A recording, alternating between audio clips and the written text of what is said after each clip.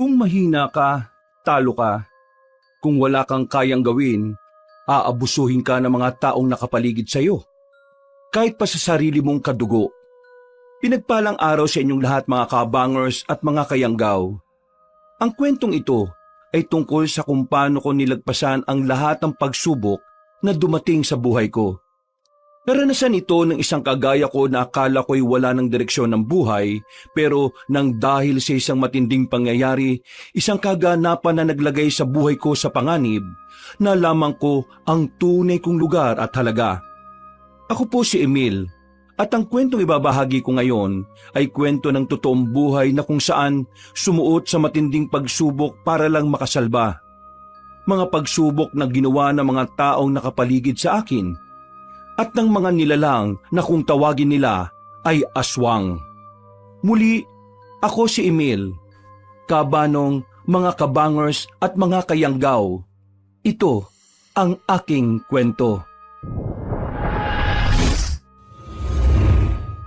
Bago nga pala magsimula ang ating kwento, sana'y mapindot nyo muna ang subscribe button at ang notification bell para lagi kayong nanonotify pag may bago tayong mga kwento. At huwag nyo rin kalilimutan mag-like at comment. Napakalaking tulong po ito sa ating channel para mas makapagatid pa kami sa inyo ng mga magaganda at mga nakakapangilabot na mga kwento. At ngayon, sa ating pagpapatuloy. Visit ka talaga kahit na kailan. Alak lang ang bibilin mo. Napatagal mo na. Saan bansa ka ba pumunta ha? Ang sabi ko dyan lang sa kabilang nayon. Tatawid ka lang ng tulay Lintik ka. Anong oras na? Inutusan kita mag-alauna. 4:00 na ngayon. Lumamig na tong mga pulutan namin Pasensya na tiyo. Sobrang dami kasing nakapila dun sa binilhan ko ng alak Kaya napatagal talaga ako. Wala akong magawa kung hindi pumila na lang din. Alam ko maraming pumipila doon kasi masarap ang alak doon Pero di ba sinabi ko naman sa'yo, hanapin mo doon si Mario at sabihin mo yung pangalan ko. Tsak ibibigay niya kagad yung kailangan mo. Ikaw kasi, tatanga-tanga ka. Hindi mo siguro ginawa kaya pumila ka ng pagkatagal-tagal. Naawa naman po kasi ako dun sa mga nakapila ng patas. Yung iba sa kanila, umaga pa lang nandun na para lang makabili ng alak. Kung makikisingit ako sa kanila, di para ko na rin silang dinaya. Nangangatwira ka ba talagang talentado ka? Anong tingin mo sa akin? Santo? Marunong maawa sa mga taong yon? Sino ba mga yon? Wala akong pakialam sa kanila. Ang akin lang, gusto kong mainom yung alak na gusto ka. Pero nang dahil sa kabagalan mo at katangahan mo, wala na ako sa mood. Palibhasa kasi ikaw, wala kang alam sa mga gantong bagay Hindi ka kasi nakapag-aral. Mang-mang! Walang kwenta! Tiyo, grabe naman yan. Napapahiya ako sa mga kainuman nyo Wag naman sanang ganyan. Napapaya! Wala akong pakialam. Ako ang napapaya sa kanila kasi naghintay sila ng ilang oras dahil sa katangaan mo. Kung sana sinunod mo yung sinabi ko wala sanang problema. Kahit na kailan, ang hilig mong gumawa ng sarili mong desisyon. Kahit alam mo naman sa sarili mong mahina yung utak mo. Opo, di naman po ako matalinong tao Pero yung ginawa ko po pagpapakatao lang. Mas iniisip ko po yung patas kaysa sa maging matalino at madiskarte. Yung po kasi yung turo sa akin ng tatay ko noon Yun ang turo sa iyo ng tatay mo? Kaya tingnan mo, namatay na lang yung tatay mo. Hindi man lang nakaranas ng magandang buhay. Puro kasi kabaitan ang ginagawa. Hindi gumagamit ng utak. Alam mo sa panahon ngayon, Emil, ang mababait na walang utak ay palaging kulelat. Yun ang pinamana sa iyo ng magaling mong ama. Alam mo ba, yung ama mo, noong mga bata pa kami, siya ang paborito ng mga magulang namin. Pero wala rin namang nagawa. Wala rin namang narating. Kasi sa una lang magaling. Tingnan mo nga ang buhay na hindi ba sa'yo. Walang patutunguhan. Hindi po tama na insultuhin niyo yung tatay ko. Matagal na siyang wala. Sana man lang matuto kayong rumispeto sa mga taong patay na. Kasi kung talagang matalino kayong tao, hindi na dapat ito sinasabi Kapatid niyo yun Ano sinabi mo? Sinasabi mo bang tanga ko? Kayo po nagsabi niyan hindi ho ako. Ba't papalag ka na ba? Ha? Papalag ka na? Bakit ka ganyan kumakatingin? Ha? Ano? Aray ko, Tiyo. Nananakit na naman kayo eh. Tingin ko, kailangan mo talagang nasasaktan eh. Para naman kahit papano eh, nauugay ang utak mo. At baka may kaunting katalinuhan pang nakasiksik dyan. Mapakinabangan man lang sana kita. Ganyan ba talaga kapag merong pera? At nakakaluwag sa buhay? Nangaabusan na ho ng mas mahirap? Aba, sasagot ka ba talagang visit ka ha? Oo, ganito talaga kapag meron kang pera. Kapag meron kang utak. Kaya kung ayaw mong malubog sa kumunoy ng kahirapan at katangahan mo, matuto kang gumamit ng utak. Maliit na nga lang yung utak mo, hindi mo pa gamitin. Mais ka na nga sa harapan ko. Baka malumpo pa kita. Sana, balang araw, pagsisihan nyo rin lahat ng ginagawa nyong mali sa kapwa nyo. Hindi po yung magiging tama kahit na kailan, Tiyo. Pamangkin nyo po ako. Kapatid nyo po ang tatay ko. Kaya kahit sana minsan lang ituring nyo naman akong kadugo nyo. Puro ka drama. Wala akong pakialam sa'yo. Hindi kita kargo. Tingin ko sa'yo rito, utusan. Yun lang. Kahit na kailan, hindi ako magkakaroon ng kahit na anong pake sa kagaya mong patabon. Nang dahil sa tatay mo naging miserable ang buhay ko noon. Ngayong naging matagumpay ang buhay ko ngayon hindi ko hahayaan na makinabang ka ron. Dahil anak ka ng taong kinamumuhian ko. Layas! Baka mapatay pa kita. Ang pangit-pangit mo. Maliw ka na! Sumisigaw na baho mo! Nagtawanan na lang ang mga kainuman ni Tiyo sa bakuran niya, Kabanong. Wala na akong nagawa kundi ang maglakad na lang palabas ng paika-ika. Paglingon ko sa kanila, nakita ko si Tiyo na nanlilisik ang mga mata. Ganun na ganun ang tingin niya sa akin sa tuwing binubugbog niya ako. Naglakad na lang ako papunta sa paborito kong tinatambayan kapag sinasaktan ako ni Tiyo. Sa ilog. Umupo ko sa malaking bato habang nakalublob ang dalawa kong paa sa tubig. Nakatulala ako sa kawalan. Napapaisip kung bakit kailangan kong mabuhay sa ganoong paraan. Ano ba nagawa kong kasalanan sa mundong ito?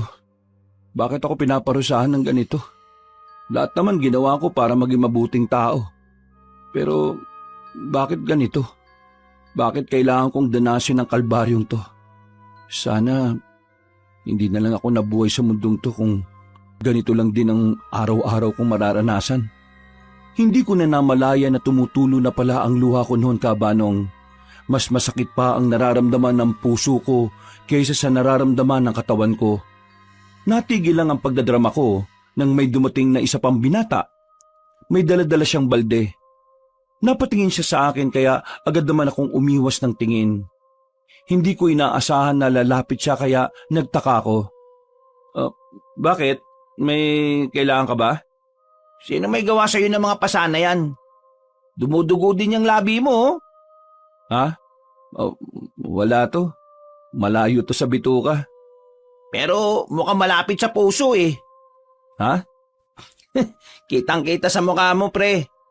Parang nahihirapan ka ng mabuhay. Paano mo naman nalaman? Manghuhula ka ba? Pipi yung mama ko. Mama mo? Pipi? Anong kunik? Siya ang kinalakihan ko dahil iniwan kami ng papa ko. At dahil nga hindi siya nagsasalita, nasanay ako na binabasa ang nararamdaman niya sa pamamagitan lang ng mga mata niya. Kahit hindi niya sabihin sa akin, naalalaman ko kung kailan siya nasasaktan at nahihirapan.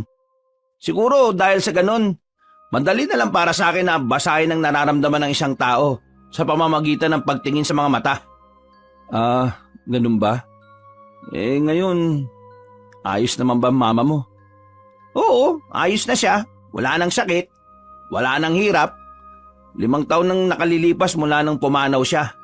Pero habang buhay siyang nananatili dito sa puso ko. Tama ka sa sinabi mo.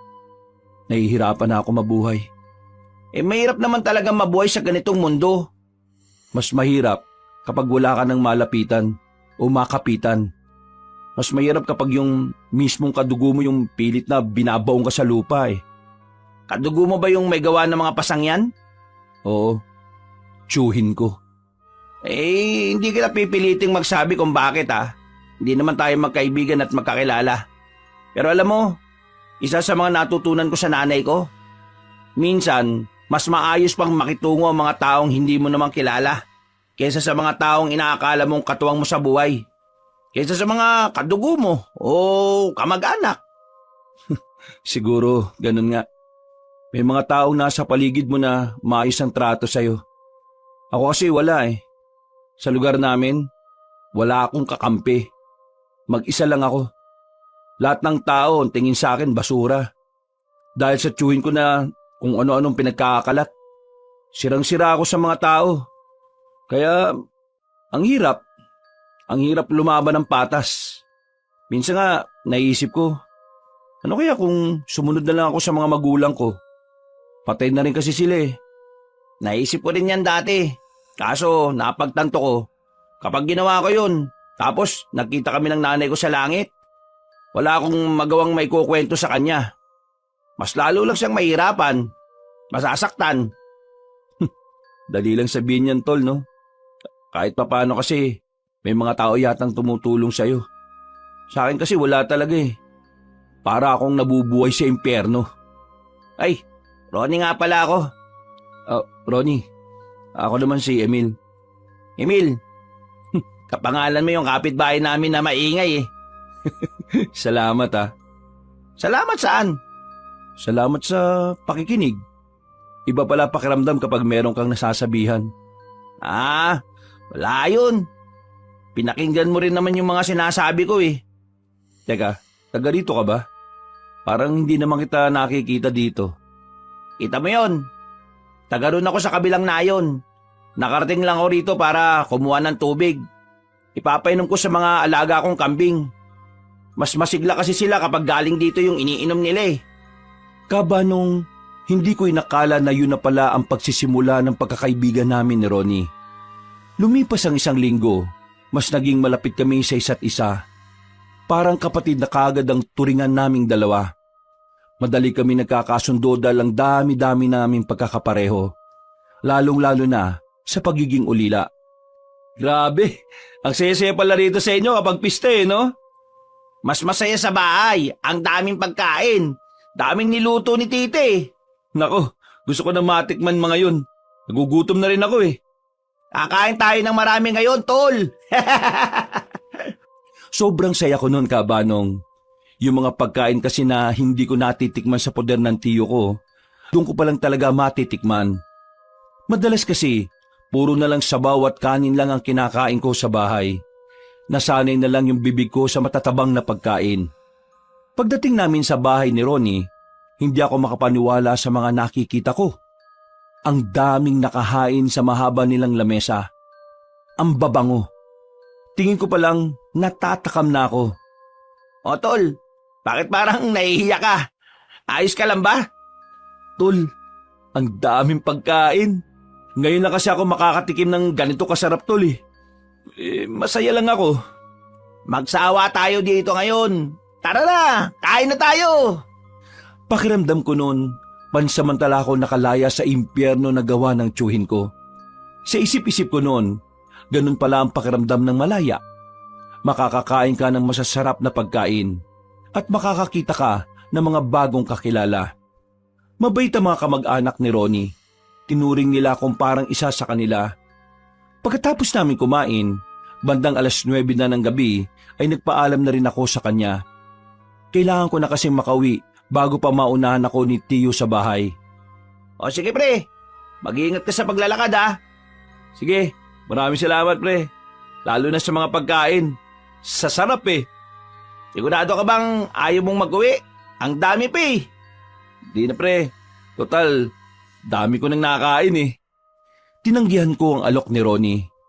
Hindi dahil sa nahihiya ako, kundi dahil malalaman ni Tiyo na nakikain ako sa ibang bahay. Nagmamadali na akong maglakad palabas ng baryo nila Ronnie nang biglang makabanggaan ko ang isang matangkad na lalaki. Bilugan ang mga mata niya at parang namumutla ang balat. Tumingin siya sa akin ng seryoso. Hihingi sana ako ng paumanhin pero nagmamadali na siyang maglakad. Napapailing na lang ako at saka binilisan ng pag-uwi. Pagdating sa bahay, naunahan ako ng tiyuhin ko. Nakaupo siya sa harapan ng lamesa. Napapahilamos sa mukha dahil sa inis. Saan ka na naman galing ha? Sa ilog lang po, Tiyo. Tinanaw ko lang po yung mga nagtutugtugan sa kabilang nayon. Wala pang sinaing ha? Alam mo naman galing ako sa sabong at ganitong oras ang uwi ko. Bakit wala pang sinaing? Wala pang pagkain? Ang sabi niyo po kasi kanina bago kayo umalis, wag na ako magsaing kasi sa labas na kayo kakain di ba? Wala akong sinabing ganon. Ang sinabi ko, baka hindi ako makauwi, kaya wag ka na magsaing ng marami. Nang marami! Hindi ko sinabing wag ka magsaing. Kahit na kailan talaga, napakatanga mong umintindi. Inutil ka talaga eh. Pasensya na ho, Tiyo. Pasensya na ho talaga. Pasensya! Sinira mo na naman ang mood ko, Emil. Talo na nga ako sa sabong. Ganito bang ibubungad mo sa akin? Halika nga rito. Bakit po, Tiyo? Basta lumapit ka rito, visit ka. Kahit natatakot ay napilitan na lang din akong lumapit ka, Banong. Bigla na lang niya akong sinampal ng malakas. Muntikan pa akong mawala ng balanse. Buti na lang ay nakatukod kagad ako sa lamesa. Masama araw ko kaya kailangan ko kumain. Kapag wala kang naihandang pagkain sa akin ngayong gabi, lulumpuin kita. Naintindihan mo? Opo, Tiyo. Agad na lang din akong kumilos ng mga oras na yon. Mabuti na lang at may itlog pang natitira at yun ang niluto ko para sa kanya. Kinain naman niya yon. Kaya nga lang, wala naman lang siyang itinira para sa akin. Buti na lang talaga at busog ako ng mga sandaling yon. Napabuntong hininga na lang ako, Kabanong, pero ang mahalaga na lang noon sa akin ay naging kalmado na rin siya kalaunan. Makalipas ang ilang mga araw, nawalan ako ng pagkakataon na makalayo-layo. Palagi kasing nasa bahay si Tiyo. Palagi siyang may mga bisita at mga kainuman. Isang beses, nautusan na naman niya akong kumuha ng paborito niyang alak. Pero sa pagkakataong ito, sa ibang baryo naman. Nakatanggap daw siya kasi ng impormasyon na sa baryong yon ginagawa ang mga alak. Hindi ako pamilyar sa lugar na sinasabi niya. Yun ang unang beses na may narinig ako na ganoong baryo. Pero dahil takot ako masaktan na naman, sinunod ko ang utos niya. Sinubukan kong magpasama kay Ronnie noon. Ang kaso nga lang, hindi siya nakasama dahil may sakit siya nung araw na yon. Ibinaba ko ng tricycle sa bungad ng Baryo Silong. Ang layo ng baryong yon sa baryo namin. At ang baryong yon ay nasiliblib na parte na. Yung arko nga na nasa bungad, ginagapangan na rin ng mga halaman. Parang lumang-luma na ang baryong yon. Pumasok ako sa loob. Wala akong ganong makitang bahay. Pero nang lumiko ako sa isang kanto, doon ko na napapansin ang pagiging kakaiba ng lugar. Bakit parang sobrang tahimik dito? Parang wala namang tao sa mga kabahayan na yan. Naglakad ako ng mabilis para lumapit doon. Tiningnan ko ang mga bakuran. Walang mga tao. Sumilip din ako sa mga bahay, pero wala talaga akong nakita. Medyo kinakabahan na ako ng mga sandaling yun, Kabanong. Kaya ang nasa isip ko noon, baka ibang baryo ang sinasabi ni Tiyo. Palis na sana ako na makarinig ako ng mga nagpapalakpakan. Hinanap ko kung saan nagmumula ang mga palakpakan hanggang sa makarating ako sa isang malawak na kapatagan. Doon ko na nakita ang mga tao. Nagtitipon-tipon sila. Parang may mahalaga silang pinag-uusapan. Aalis na sana ako dahil hindi naman ako interesado. Ang kaso nga lang, meron akong narinig na talaga namang nakapukaw ng atensyon ko. Malapit na ang ating pagbabalik. Kaunting sandali na lang. Kaunting hintay na lang, mga kapatid. Sa oras na makumpleto na natin ang mga alay, magkakalooban na rin tayo ng Panginoon ng karapatan na maghasik ng lagim. Ipaparanas natin sa mga tao ang galit nating mga aswang. Pagbabayaran nila ang ginawa nila sa mga ninuno natin. Nagtitindigan ang mga balahibo ko ng mga sandaling yung, Kabanong. Hindi ko pa man sigurado noon kung totoong mga aswang sila, pero kinikilabutan ako ng malala. Sa sobrang pagkataranta, nasagi ko ang mga nakasandal na kawayan sa gilid.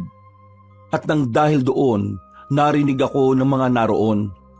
Sinong nariyan? Wala na akong sinayang na pagkakataon. Kahit nangihina ang tuhod ko, nagmamadali akong tumakbo paalis. Akala ko'y hindi na nila ako masusundan. Pero nabahala ko nang makita kong may mga tumatakbo na rin para habulin ako. Binilisan ko lalo ang takbo ko hanggang sa makapasok na nga ako sa kagubatan. Akala ko ay lulubayan na nila ako. Pero nagkamali ako, Kabanong. Dito na nila ako naabutan. Huwag kayong lalapit. Papalo ko sa inyo tong hawak ko sanga.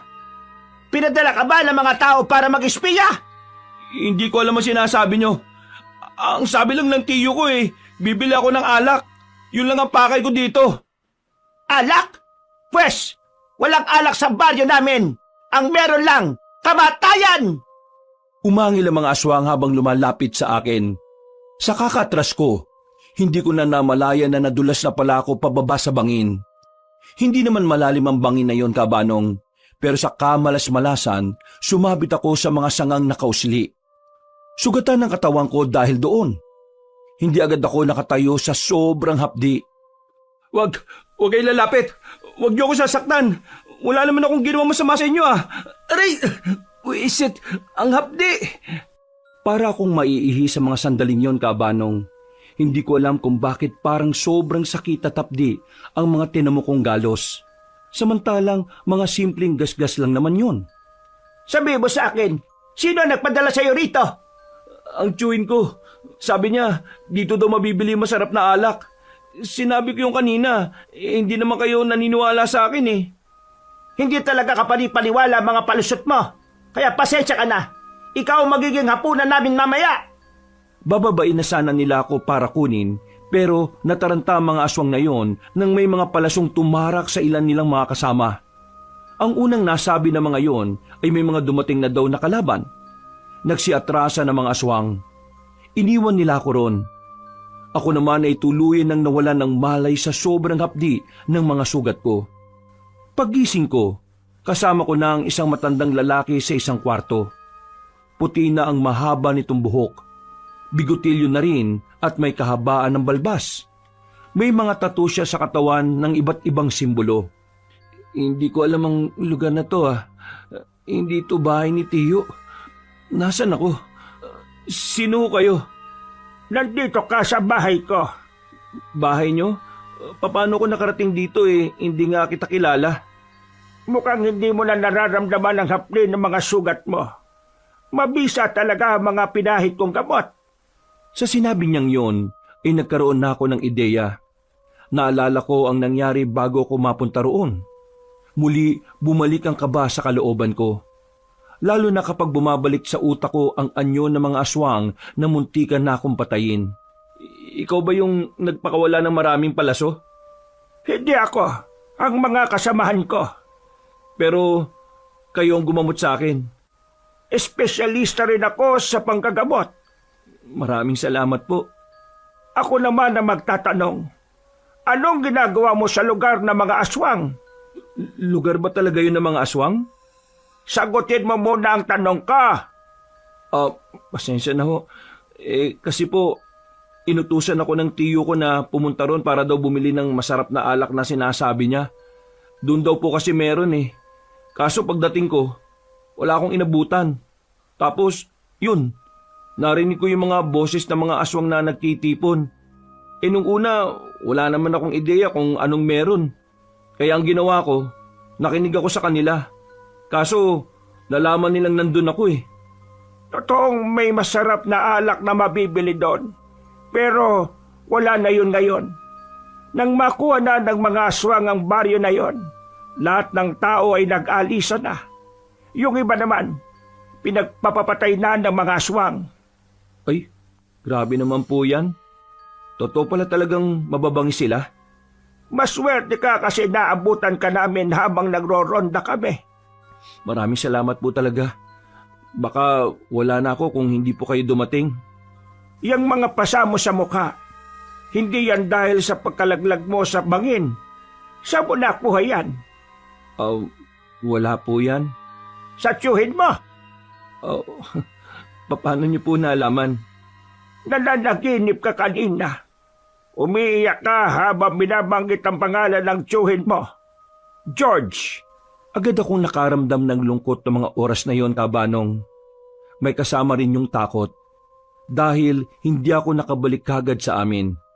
Siguradong malalagot na naman ako kapag umuwi ako sa amin. Sinasaktan ka ba niya para pasunurin sa mga utos niya? Wala naman po akong magagawa eh. Siya na lang yung nag-iisang tao na tumanggap sa akin. Kung wala rin naman siya, wala rin naman ako matitirhan eh. May magagawa ka pa. Takot ka lang.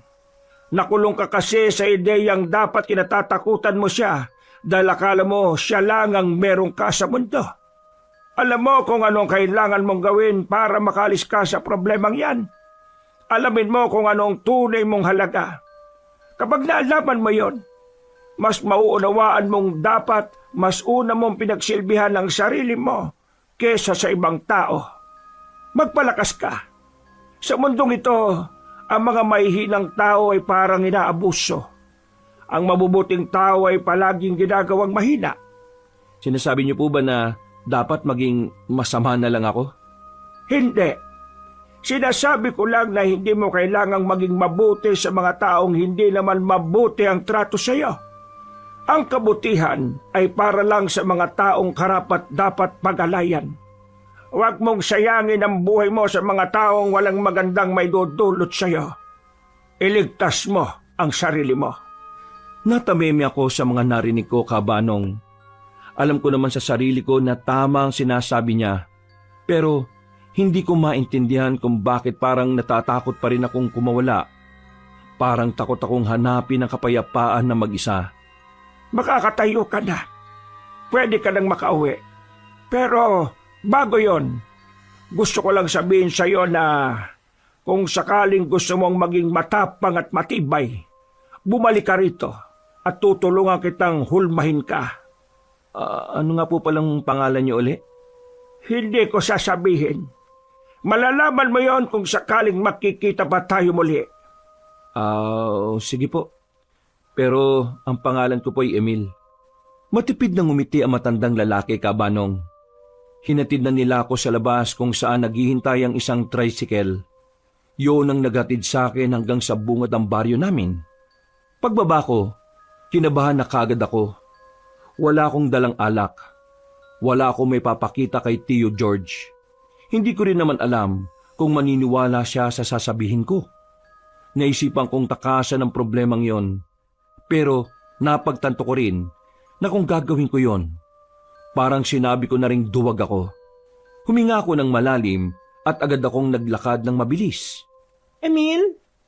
Napatigil ako sa paglalakad nang tawagin ako ng isang magandang babae. Siya si Abigail. Karamihan sa kalalakihan sa lugar namin ay talaga namang pinagpapantasyan siya. Anak siya ng kapitan namin. Isa sa mga nakakalaro ko noong bata pa ako. Nagulat nga ako nang tawagin niya ako kasi hindi ko naman siya gaanong close nung nagbinata at nagdalaga na. Abi, bakit? May kailangan ka ba? Huwag ka munang uuwi sa inyo. Ha? Huwag akong uuwi? Sa amin? Bakit naman? Ang tiyuhin mo, nagwawala na naman. Hinahanap ka kanina pa. Saka ba kasi nagpunta? At bakit ang dami mong sugat? Ano nangyari sa iyo? Ito? Wala to. Napaano lang sa daan. Sige na, uwi na ako. Huwag na muna. Masasaktan ka na naman eh. Hindi, ayos lang. Kakausapin ko lang si Tio. Pakikinig naman sa akin yun eh. Sigurado ka ba? Oo, ayos lang naman ako. Nakita ko ang pag-aalala sa mukha ni Abigail, Kabanong. Nakaramdam ako ng tuwa. Hindi ko kasi nakala na may iba pa palang tao na pwede mag-alala para sa kapakanan ko. Pero tumuloy pa rin ako. Naglakad ako ng mabilis. Nang matanaw ko na ang bahay ni Tio, bigla naman akong hinarang ng pinsan ko. Si Toto. Kagaya ko, madalas din siyang utusan ni Tio. Pero siya, hindi siya sinasaktan. Uy, saka ba galing si Raulo ka? Ha? Saan? Teka, sandali lang. Bakit parang galit ka sa akin? Parang galit ako sa'yo. Tanga. Galit talaga ako sa'yo. Alam mo kung bakit? Ako pinagbuntanan ni Tiyo. Dahil sa'yo, nagalit siya sa akin. Buwisit ka. Aray! Isang malakas na suntok ang natanggap ko mula kay Toto. Sa lakas ng suntok niya ay napaupo ko sa sahig. Pero Hindi pa siya nakontento. Muli niya akong itinayo at hinawakan sa kwelyo. Dinikit niya ako sa poste ng ilaw. Di ba sinabi ko naman sa'yo, kapag ako napahamak dahil sa kagagawan mo, malilintikan ka sa akin? Sorry, hindi ko naman alam na mangyayari to eh. Mas lalong hindi ko rin naman ito ginusto. Pasensya na. Pasensya? Tingnan mo ginawa niya sa akin, oh. Pinaputok niya yung kilay ko. Tapos pinahiya niya pa ako sa mga kasama ko kanina. Lahat ng yun nangyari dahil sa'yo. Dahil sa katarataduan mo. Puro ka kasi gala eh. Totoo naman. Hindi naman ako gumala eh. Tingnan mo nga oh, ang dami kong sugat. Meron lang nangyaring hindi ko... Dagdagan ko pa yan, gusto mo? Tarantado ka. Nananahimik ako pero ako napagbuntunan. Ngayon, muwi ka ron. Para naman malasan pa rin yung galit ng walang yang tiyo natin. Binitiwan niya ako at agad na rin akong naglakad palayo. Mas lalo akong kinabahan ng mga oras na yon. Pakiramdam ko kasi, mas malala ang mangyayari sa akin sa oras na itapat ko ang paa ko sa bakuran. Pero kagaya ng sinabi ng matandang lalaki, kailangan kong maging matatag at matapang. Hindi ako nagpatinag. Tumuloy pa rin ako. Sa bakuran pa lang, nakita ko na si Tiyo. Nakaabang sa akin. Hindi pa man siya nagsasalita. Ramdam na ramdam ko na ang matindi niyang galit. Emil! Emil! Emil, alam mo ba kung anong oras na ngayon? Magpapaliwanag po ako, Tiyo. Alas 10 na ng gabi. Anong oras kita inutusan, ha? Ngayon ka lang umuwi. Ngayon lang kung kailan wala nang kasama ko. Ano ba talagang problema mo, siraulo ka, ha? Ano? Sinasadya mo ba talaga ito dahil gumaganti ka sa akin? Pinapaya mo ba ako, ha? Hindi po, Tiyo. Wala po akong ganong intensyon. Ang totoo po kasi nangyari niyan eh. Magdadayla ka na naman ng walang kwenta. Halika nga rito. Nanlilisik ang mga mata ni Tiyo nang lumapit siya sa akin. Hinilan niya ang kwelyo ko at saka pinaupo. Dinampot niya ang malapad na kahoy sa gilid. Pinagpapapalo niya sa akin yon hanggang sa mawasak yon. Hindi pa siya nakontento. Pinagsasasapak niya pa ako. Wala siyang pakialam kahit na nakikita niyang may mga bago akong sugat. Wala ka talagang pakinabang sa akin, Emil. Isa ka malaking basura na disenyo lang sa bahay kung hayop ka. Ha? Ano? Sagat! Wisit ka. Tama lang sa'yo to. Napasiksik na lang ako sa gilid ng lamesa, Kabanong. Duguan na ang bibig ko pati na rin ang kaliwa kong kilay.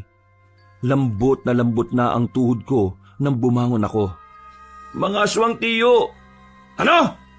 Yung lugar na sinasabi mo, kung saan nabibili yung masarap mong alak. Lugar yun ng mga aswang. Nakita ko mismo at tinabol nila ako. Muntik na nila akong patayin. Buti na lang may mga tumulong sa akin. Wala na rin yung gumagawa ng alak na sinasabi nyo, Tiyo. Wala na sila dahil inangkin na ng mga aswang yung lugar nila. Sandaling natahimik si Tiyo. Parang pilit niyang iniintindi kung ano yung sinasabi ko. Akala ko maniniwala siya. Pero mas lalo lang siyang nainis sa mga narinig niya. Muli siyang lumapit sa akin. Isang suntok na naman ang pinakawalan niya na agad din namang tumama sa mukha ko. Tinatarantado mo ba talaga ako? Ha? Tingin mo maniniwala ako sa mga ganyang imbento mong kwento? Aswang? Hinabol ka? Ha! Sira ulo ko talaga ano? Hindi totoo mga aswang-aswang na yan. Buwang ka talaga. Kung totoo man sila, matagal ka na sanang patay dahil lampa ka. Nababaliw ka na yata Gagawa ka na lang ng palusot Hindi pa kapali-paniwala. Hindi po ako gumagawa ng kwento, Tiyo. Totoo naman talagang nakita ko yung mga aswang. Meron silang binabalak na masama. Meron silang mga iaalay na tao para... Manahimik ka na nga! Nakakairita yung boses mong hayop ka. Tiyo naman, maniwala naman kayo sa akin Isa pang salita mo, baka mapatay na talaga kita, Emil. Isa na lang! Tuluyan na akong natahimik sa takot na baka ano pa magawa sa akin ng tiyuhin ko. Umalis siya at ako naman ay pumasok na lamang sa bodega. Ang lugar kung saan ako pinatutulog ni Tiyo. Walang maayos na higaan. Kahit unan man lang ay wala. Pero humiga pa rin ako. Sobrang sakit ulit ng katawan ko. Akala ko nga noon mamamatay na ako, Kabanong. Nakakaramdam ako ng hilo. Natulog na lang ako. Paggising ko, akala ko patay na ako. Pero Nadismaya ako nang bumungad sa akin ang katotohanan. Nasa impyerno pa rin ako naggawa ni Tiyo. Aray, sakit. Humarap ako sa salamin. May mga bago na naman akong pasa. Buti na lang, hindi napuruan ang hita ko kaya nakakatayo pa ako na matino. Hoy! Lumabas ka na! Magakot ka na ro ng panggatong. Magluluto mamaya. May bisita si Tiyo. Bisita? Na naman? Gusto mo umangal? Bakit hindi ka magsabi sa kanya? Ikaw na lang ang maghanap ng kahoy. Ayoko na rito. Wow Kung makapagsalita to, akala mo naman kung sino. Bakit? Saan ka pupunta? May matutuluyan ka ba? Wala. Mas maganda nang magpalaboy-laboy kaysa may bahay ka nga. Pero mga demonyo naman ang mga kasama mo. Aba, parang tumatapang ka na yata ngayon ha? Naalog na ba yung utak mo? Siguro nga naalog na utak ko. Tapos napagtanto ko kagad bigla na ayaw kong gumaya sa'yo. Utusan lang habang buhay. Ano sinabi mo? Lalapit sana siya sa akin pero bigla kong dinampot ang bote sa gilid. Binasa ko yun at itinutok sa kanya ang talim. Hindi niya inaasahan ang gagawin ko, kabanong. Nanlalaki ang mga mata niya at napagilid na lang siya para padaanin ako. Pakisabi kay Tiyo, ayaw ko na rito. Mas gugustuhin ko pang maging palaboy kaysa kasama kayo rito. Wala kang utang na loob. Matapos kang patirahin dito, ganyan na isusukli mo sa kanya? Ano? Utang na loob? Hindi pa ba sapat yung paghihirap ko dito bilang kabayaran? Wala na akong utang na loob sa kanya. Sa kahit sino sa inyo. Ayoko na. Kung gusto mo maging utusan, bahala ka. Hindi ko kinuha mga gamit ko dahil makikita ako ni Tiyo sa loob. Nagmamadali na lang akong lumabas. Napapatingin pa sa akin ang mga tao sa nadadaanan ko. Lahat ay nagbubulungan, pero wala na akong pakialam sa kanila.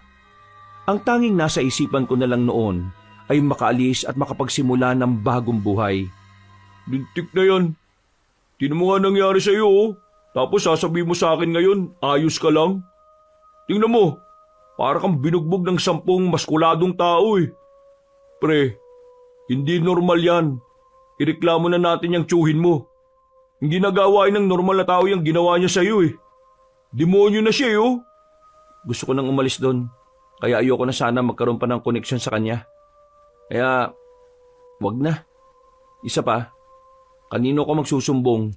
Kakampi niya pati mga pulis. Pati na rin si Kapitan. Napipiko na ako dyan sa tsuhin mo eh. Pati yung pinsan mo na isa. Pag nakita ko talaga yan, papasagi ko mukha niyan eh. Nako, hindi na bro kailangan. Anong di na kailangan? Kung hindi mo kayang gawin yun sa kanya, kasi mabait ka, ibahin mo ako. Hindi ako mabait sa lahat. Hindi naman sa ganon, tol. Ayaw ko lang talaga na madamay ka pa sa problema kong to. Napabuntong hininga na lang si Ronnie. Ramdam ko naman na nag-aalala lang siya sa akin. Pero para sa akin, mas lalo lang gugulo kapag gumanti pa ako. Sa amin ka na lang kaya tumira muna. Mag-isa lang naman ako sa bahay eh. Ay, hindi. Wag na pre. Nakakaya na no. Ang dami mo ng tulong na binigay sa akin. Ayoko nang maging pabigat sa ibang tao. Huy, tumigil ka nga. Ibang tao pinagsasabi mo dyan. Hindi ka naman ibang tao sa amin ah. Isa pa, kung hindi sa amin, saan? Saan ka ngayon pupunta? May kilala ako. Tutulungan niya akong maging malakas at matapang. Kaya babalikan ko siya. Sus! Sino naman kaya yan? Pre, medyo mawawala ako ng ilang araw. Pero pagbalik ko rito, sisiguraduhin kong ayos na ako. Ibang Emil na yung makakaharap mo. Paanong iba? Magiging masama ka na rin? Hindi, ano ka ba? Ibig kong sabihin, ang Emil na makakaharap mo ay ang Emil na hindi na magpapaapi. Bumuntong hininga na lamang ako. Pagkatapos ng pag-uusap namin na yon, naghiwalay na rin kami. Kahit masakit-sakit pa ang katawan ko, bumiyaya ako papunta sa lugar ng matandang lalaki. Bandang hapon na nang makarating ako ron. Naligaw-ligaw pa kasi ako sa gubat. Nagbalik ka! Manong, tulungan niyo po ako. Gusto ko maging matapang at matatag. Sige, pumasok ka. Pinatuloy niya ako sa bahay niya, Kabanong. Pinaghandaan niya muna ako ng makakain. Naging mabilis sa mga pangyayari. Hindi ko na namalayan na halos 1 buwan na rin pala akong naroon sa kanila. Marami na akong natutunan sa mga bagay-bagay. Natutunan ko rin kung papaano bigyan ng halaga ang sarili ko. At isa sa mga mahalagang natutunan ko sa pananatili ko roon ay kung papaanong ipagtanggol ang sarili ko kontra sa mga taong mang-aapi sa akin. Masasabi ko na ibang-iba na ang Emil noon sa Emil na natuto mula sa kanya. Bukod sa mga natutunan ko, ay marami na rin akong kaibigan doon. Mula nang manirahan ako roon, mas naramdaman ko kung paano maging isang normal na tao. Yung tipong tinatrato ka ng tama. Mang Willie, ayos ka lang? Sumasakit na naman ba yung kanang braso mo? Paralisado ang kanang braso ni Mang Willie. Hindi pa niya nasasabi sa akin ang dahilan kung bakit, pero palagay ko, may nangyaring hindi maganda noon kaya siya nagkaganon. Hindi na niya magamit ang kanang braso niya. Kaya pala, nung una kami magkausap, napansin ko na parang nakalaylay lang ang isa niyang braso. Oh, masakit na naman. Pero magiging maayos lang naman ako. Normal na ito sa akin. Wala ba talagang pwedeng gawing paraan para maibalik sa dati yan? Hindi naman ito normal na paralisado lang. Nagpatingin na rin ako sa mga doktor sa bayan noon.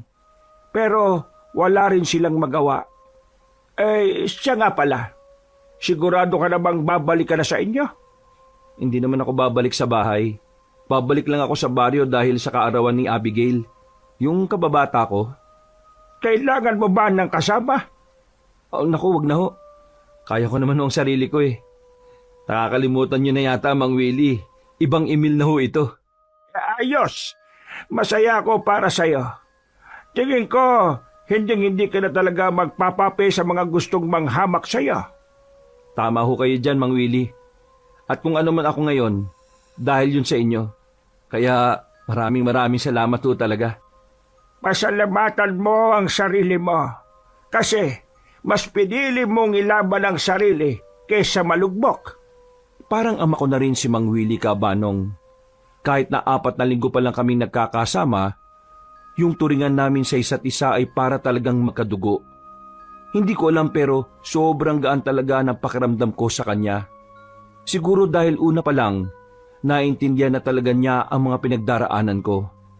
Pagsapit ng 3:00 ng hapon, nagpaalam na rin ako kay Mang Willie at sa iba naming kasamahan. Bumiyaya ako papunta sa baryo namin. Aminadong kinakabahan ako noon, Kabanong. Alam ko kasing pwede ko ring makita si Tio at si Toto doon. Pero wala na akong pakialam. Ang tanging iniisip ko ay kung papaano ko maibibigay ang regalo ko kay Abigail. Pagdating ko doon, natanaw ko kagad ang bahay nila Abigail. Marami-rami na mga bisita. Nang makita ko si Abigail, ay gumaan ang pakiramdam ko. Agad din naman siyang lumapit sa akin. Uy, Emil! Wow ah! Ang laki na ng pinagbago mo mula nung nawala ka sa bahay ng tiyo mo. Tingnan mo, tumaba ka ng kaunti. Medyo malaki ang muscle mo ah. Ayos ah. Ano ka ba? Ako pa rin to, no? Ay, ito nga pala. Hala, ano yan? Bomba! Para sabog tayong lahat dito. Ikaw ah, marunong ka na rin magbiro ngayon ah. Basta, buksan mo na lang kapag nasa loob ka na ha. Pasok ka, may pagkain sa loob. Ay, hindi na ako magtatagal. Dumaan lang talaga ako para batiin ka at ibigay yung regalo ko sa'yo. Alam mo naman siguro kung bakit ayaw ko muna rito sa atin. Natatakot ka pa rin ba sa tiyo mo? Hindi naman ako sa natatakot. Ayaw ko lang talagang magkaroon pa ulit ng koneksyon sa kanila. Lalo na sa kanya. Naintindihan naman kita. Pero maraming salamat dito ah. Alam mo, masaya ako sa regalo mo. Tio, nandito pala yung magaling mong pamangkin, oh. Matapos mawala ng halos 1 buwan, lumitaw.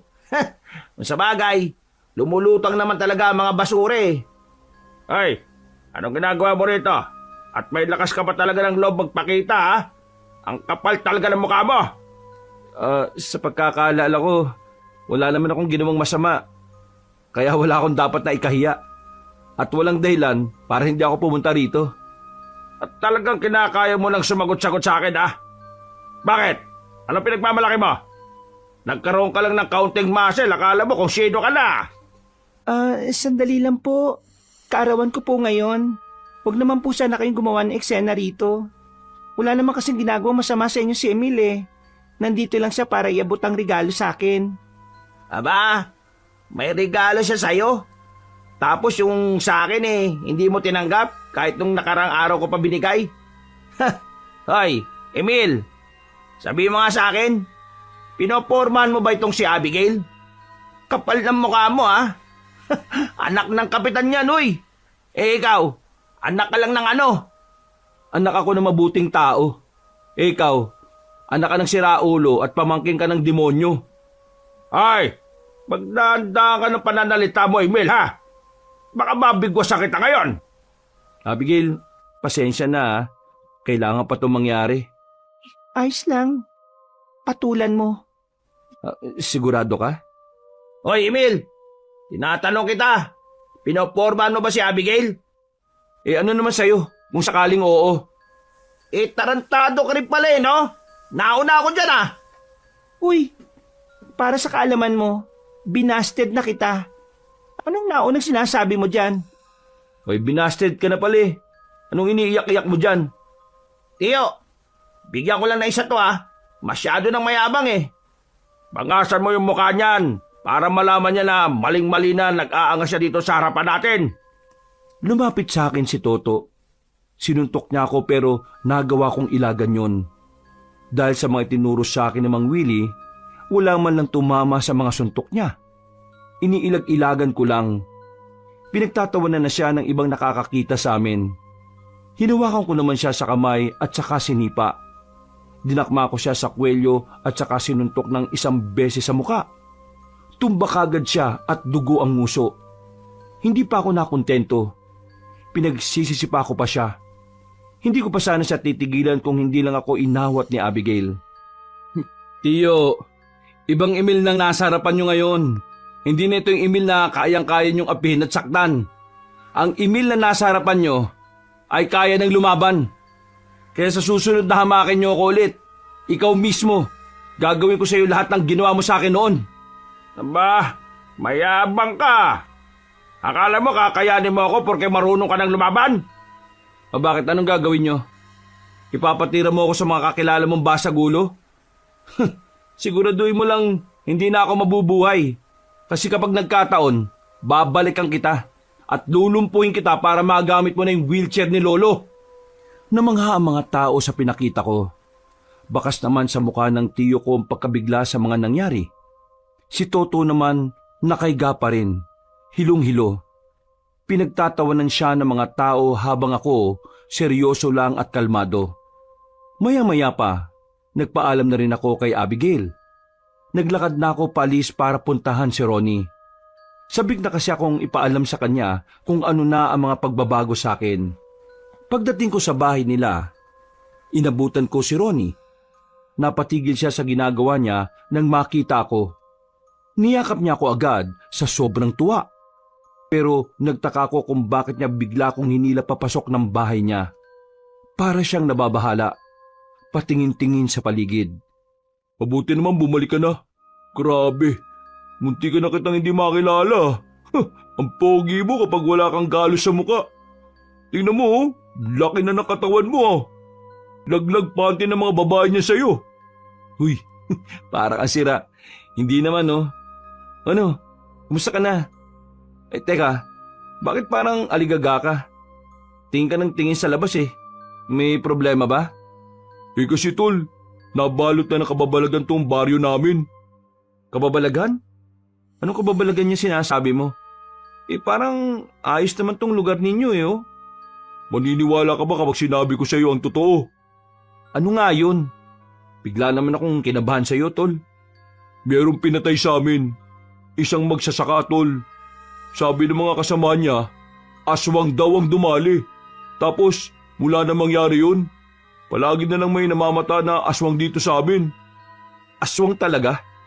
Oo, tol. Aswang. Merong aswang dito. Hindi ko nga alam kung bakit eh. Dati naman hindi. Dati wala. Tapos ngayon, may mga nawawalang tao na. 2 na yung bigla na lang nawala na hindi na nakabalik sa bahay nila. Palagay namin, kinuha sila ng mga aswang. Aswang? Meron na rin dito? Teka lang. Naniniwala ka ba sa aswang? Tol, nakakita ako ng aswang. Naalala mo yung kinuwento ko sa'yo na inutusan ako ni Tiyo na bumili ng alak? Pumunta ako sa baryo na akala ko tao mga naron. Pero aswang pala. Nakita ko silang nagtitipon. Tapos may binabalak silang masama. Meron din silang nabanggit na kailangan nila ng maraming alay. Kaya yung mga nawawalang tao, baka doon nila dinadala. Diyos ko po. Ganun pala kalala. Nakakatakot. Kaya pala dapat talaga mapuksa yung mga yan Kasi dumadami ang mga biktima. Tol, iwasan mo na munang lumayo. Dito ka lang muna sa lugar nyo. Mga kamag-anak mo. Sabihin mo na rin sa kanila na ang mga aswang, takot sila sa asin, na merong bawang. Maglagay kayo sa bakuran nyo. Bakit ang dami mong alam sa ganito? Yung mga bago kong nakikilala, marami silang nalalaman sa mga aswang. Kaya yun, natuto ko sa kanila. Umupo na lang ako sa lamesa, Kabanong. Sa halip na masaya lang kami sa pagkikita namin ulit, hindi ko magawang ngumiti. Nababahala kasi ako para kina Ronnie. Naiisip ko na baka sinisimulan na ng mga aswang ang mga pinaplano nilang pag-aalay. Hindi ako umalis doon. Nagpasya kong kinabukasan na lang uuwi. Mga bandang 9:00, pumasok na rin kami sa loob ng bahay. Hindi kami makatulog. Nagbabantay lang kami sa paligid. Pero buti naman at walang nangyaring masama. Inabot na kami ng umaga. Mga bandang 7:00 ng umaga, nagpaalam na muna ako sa kanya. Kailangan ko na rin kasing umuwi sa bago kong tahanan. Habang naglalakad ako, naisipan kong dumaan sa baryo namin. Naisipan ko lang naman sanang kumustahin si Abigail. Hindi ko alam, pero mula na mag-usap kami, parang gusto ko na siyang makita palagi. Pasimple akong pumasok sa baryo namin. Bungad lang naman ang bahay nila Abigail, kaya tumanaw-tanaw lang ako. Pero iba ang natanaw ko. Nasa bakuran silang lahat, pati na rin ang kapitan namin na ama niya. Nagtataka ako kasi parang hindi sila mapakali. Paglapit ko, nilapitan din ako ni Abigail. Oh, anong nangyari? Bakit nagkakaganyan sila? Kasi yung pamangkin kong bata, si Potpot, nawawala May kumuha. Ha? Nawawala? Sino naman ang kumuha? Kagabi kasi kasama niya yung nanay niya. May lalaki raw na bigla siyang sinipa. Tapos yung anak niya, hinablot. Hindi nga namin alam kung maniniwala kami sa isa niya pang sinabi. Ang sabi niya, gumapang daw yung lalaki paalis. Dala si Potpot. Gumapang? Oo, gumapang. Emil, si Potpot ang nagpapasaya sa bahay namin. Lahat kami malulugmo kapag hindi na siya nahanap. Abigail, tutulong ako sa paghahanap. Gagawin ko makakaya ko para mahanap siya. May ideya na ako sa nangyari noon, Kabanong. Ang kaso nga lang, hindi ko alam kung paano ko ipapaliwanag sa kanila. Alam ko kasing baka mas lalo lang silang maguluhan. Samantala, kasama ko si Abigail sa paghahanap. Nilibot na namin ang buong baryo namin, pero wala. Kaya ang naisip ko, pumasok kami sa gubat. Palagay ko kasi, doon idinaan ang batang si Potpot. Ano kayang ginagawa ni Potpot ngayon? Baka sinasaktan na siya, Emil. Ipagdasal na lang natin na sana walang masamang nangyari sa kanya. Maya-maya'y bigla silang may narinig na kaluskos. Ha? Ano yun? Magtago tayo. Bakit? Ano bang meron? Basta, mamaya ako ipapaliwanag sa'yo. Nagtago kami sa likuran ng halamanan. Mga ilang sandali lang, may dumating na isang lalaki. Walang damit pang itaas. Nakasuot lang ng maong na pantalon. Unang napansin ni Abigail ay ang mahahabang kuko ng lalaki. Pati na rin ang pagiging kulubot ng mukha nito. Tinakpan ko na ang bibig ni Abigail para hindi siya makalika ng kahit na anong ingay. Nang makalagpas na ang aswang, ay saka ko na lang siya pinagsalita. Ano yun? Bakit ganun siya? Tao ba yun? Maniniwala ka ba kapag sinabi kong hindi yan tao? Ano? Aswang. Aswang yun? Grabe. Oo, aswang. At malaki ang tsansa na aswang ang kumuha sa pamangkin mo. Kaya sundan natin ang aswang na yun. Baka makita natin si Potpot. Teka, naguguluhan ako eh. Parang ang bilis naman ng mga nangyayari. Paano naging aswang ang kumuha sa pamangkin ko? Mahabang kwento. Basta, nalaman ko na may balak silang manguha ng mga tao para ialay. Kung ayaw mong mapasama si Potpot doon, tara, sundan na natin yung lalaking yun. Alam kong nawiwindang pa si Abigail sa mga nangyayari ka, Banong. Pero wala na akong oras para magpaliwanag sa kanya noon. Sumunod na kami sa naglalakad na aswang. Hindi nagtagal, narating na rin namin ang isang bahay. Sa bakuran, merong mga batang nakatali sa kawayan. May nagbabantay na 2 lalaki. Palagay ko, mga aswang din yon. Lumapit kami ng kaunti. Narinig ko na hinihintay na nila ang mga susunod na mga bihag nilang bata. Si Potpot yun. Huwag kang maingay, dito ka lang. Ililigtas natin sila. Paano mo sila ililigtas? Di ba ang sabi mo mga aswang ang mga yan? Dinukot ko na sa tagiliran ko ang daladala kong kutsilyo. Nanlaki ang mga mata ni Abigail dahil hindi niya inakalang may daladala pala akong patalim. Bakit kami dalang ganyan? Diyos ko ka naman. Para sa mga ganitong senaryo. Dito ka lang ha, lalapitan ko na sila. Baka naman mapaano ka. Magtiwala ka lang sa akin. Ang isipin mo lang, kailangan mailigtas natin ang pamangkin mo. Gumapang ako palapit sa gilid ng bahay. Hindi nila ako naramdaman. Nang bumangon ako, ay mabilis kong nilapitan ng isang aswang na nakatalikod. Hinila ko siya papunta sa iskinita at saka pinagsasasaksak sa tagiliran. Medyo napatigil pa ako sandali kasi napagtanto ko na kinaya ko palang manaksak. Nang mapatay ko na ang isang aswang na yon, isusunod ko na sana ang isa, pero inabangan na pala niya ako sa bakuran. Inatake niya ako. Nabitiwang ko ang kutsilyo. Saka naman nag-iyakan ng mga bata. Pumaibabaw sa akin ang aswang. Malakas siya, Kabanong. Mabigat. Kaya nung unay nahirapan ako. Buti na lang ay nakaisip kagad ako ng paraan. Tinusok ko ang mga mata niya. Nang makalis siya sa ibabaw ko, hindi na ako nagsayang ng oras para kunin ang kutsilyo. Agad kong itinarak yon sa leeg niya. Dahilan para mamatay siya kagad. Mga bata, huwag na kayong umiyak. Nandito ako para itakas kayo. Ako, Potpot. Si tita to. Nandito na ako, okay? Hindi ka na mapapahamak. Aalisin ko na yung pagkakatali nyo ha. Makikinig kayo sa amin para makalis tayo sa gubat. Nanahimik ang mga bata. Pinagtatatanggal ko na ang mga tali sa kamay nila. Nasa 7 bata yon at halos lahat 5 taon pababa. Pero kahit na ganun, masunurin sila sa amin. Nagawa namin silang ilabas ng gubat. Nang makarating na kami ng baryo namin, tuwang-tuwa ang kapitan namin dahil naibalik na ang batang si Potpot. Ang ibang bata naman ay sa ibang baryo nakatira. Pero pansamantalang sa barangay hall na muna ilalagay habang inaalam ang kanilang mga tirahan. Samantala, agad namang kumalat sa baryo ang ginawa kong pagligtas sa mga bata. Si kapitan na mismo ang nagpaalam sa mga nasasakupan namin. Lalo na ang tungkol sa mga aswang. May ibang hindi pa rin naniniwala, pero karamihan ay kumbinsido na totoo ngang may aswang na gumagala na sa mga baryo. Abigail, o paano? Mauna na ako ha. Pakisabi na lang kay kapitan na nakalis na ako. Sigurado ka bang hindi ka napapasok sa loob? Gusto kang makasama ni Papa sa hapunan bilang pasasalamat. May kailangan pa kasi akong asikasuhin eh. At yung nangyari kanina, ipapaalam ko sa mga kasama ko.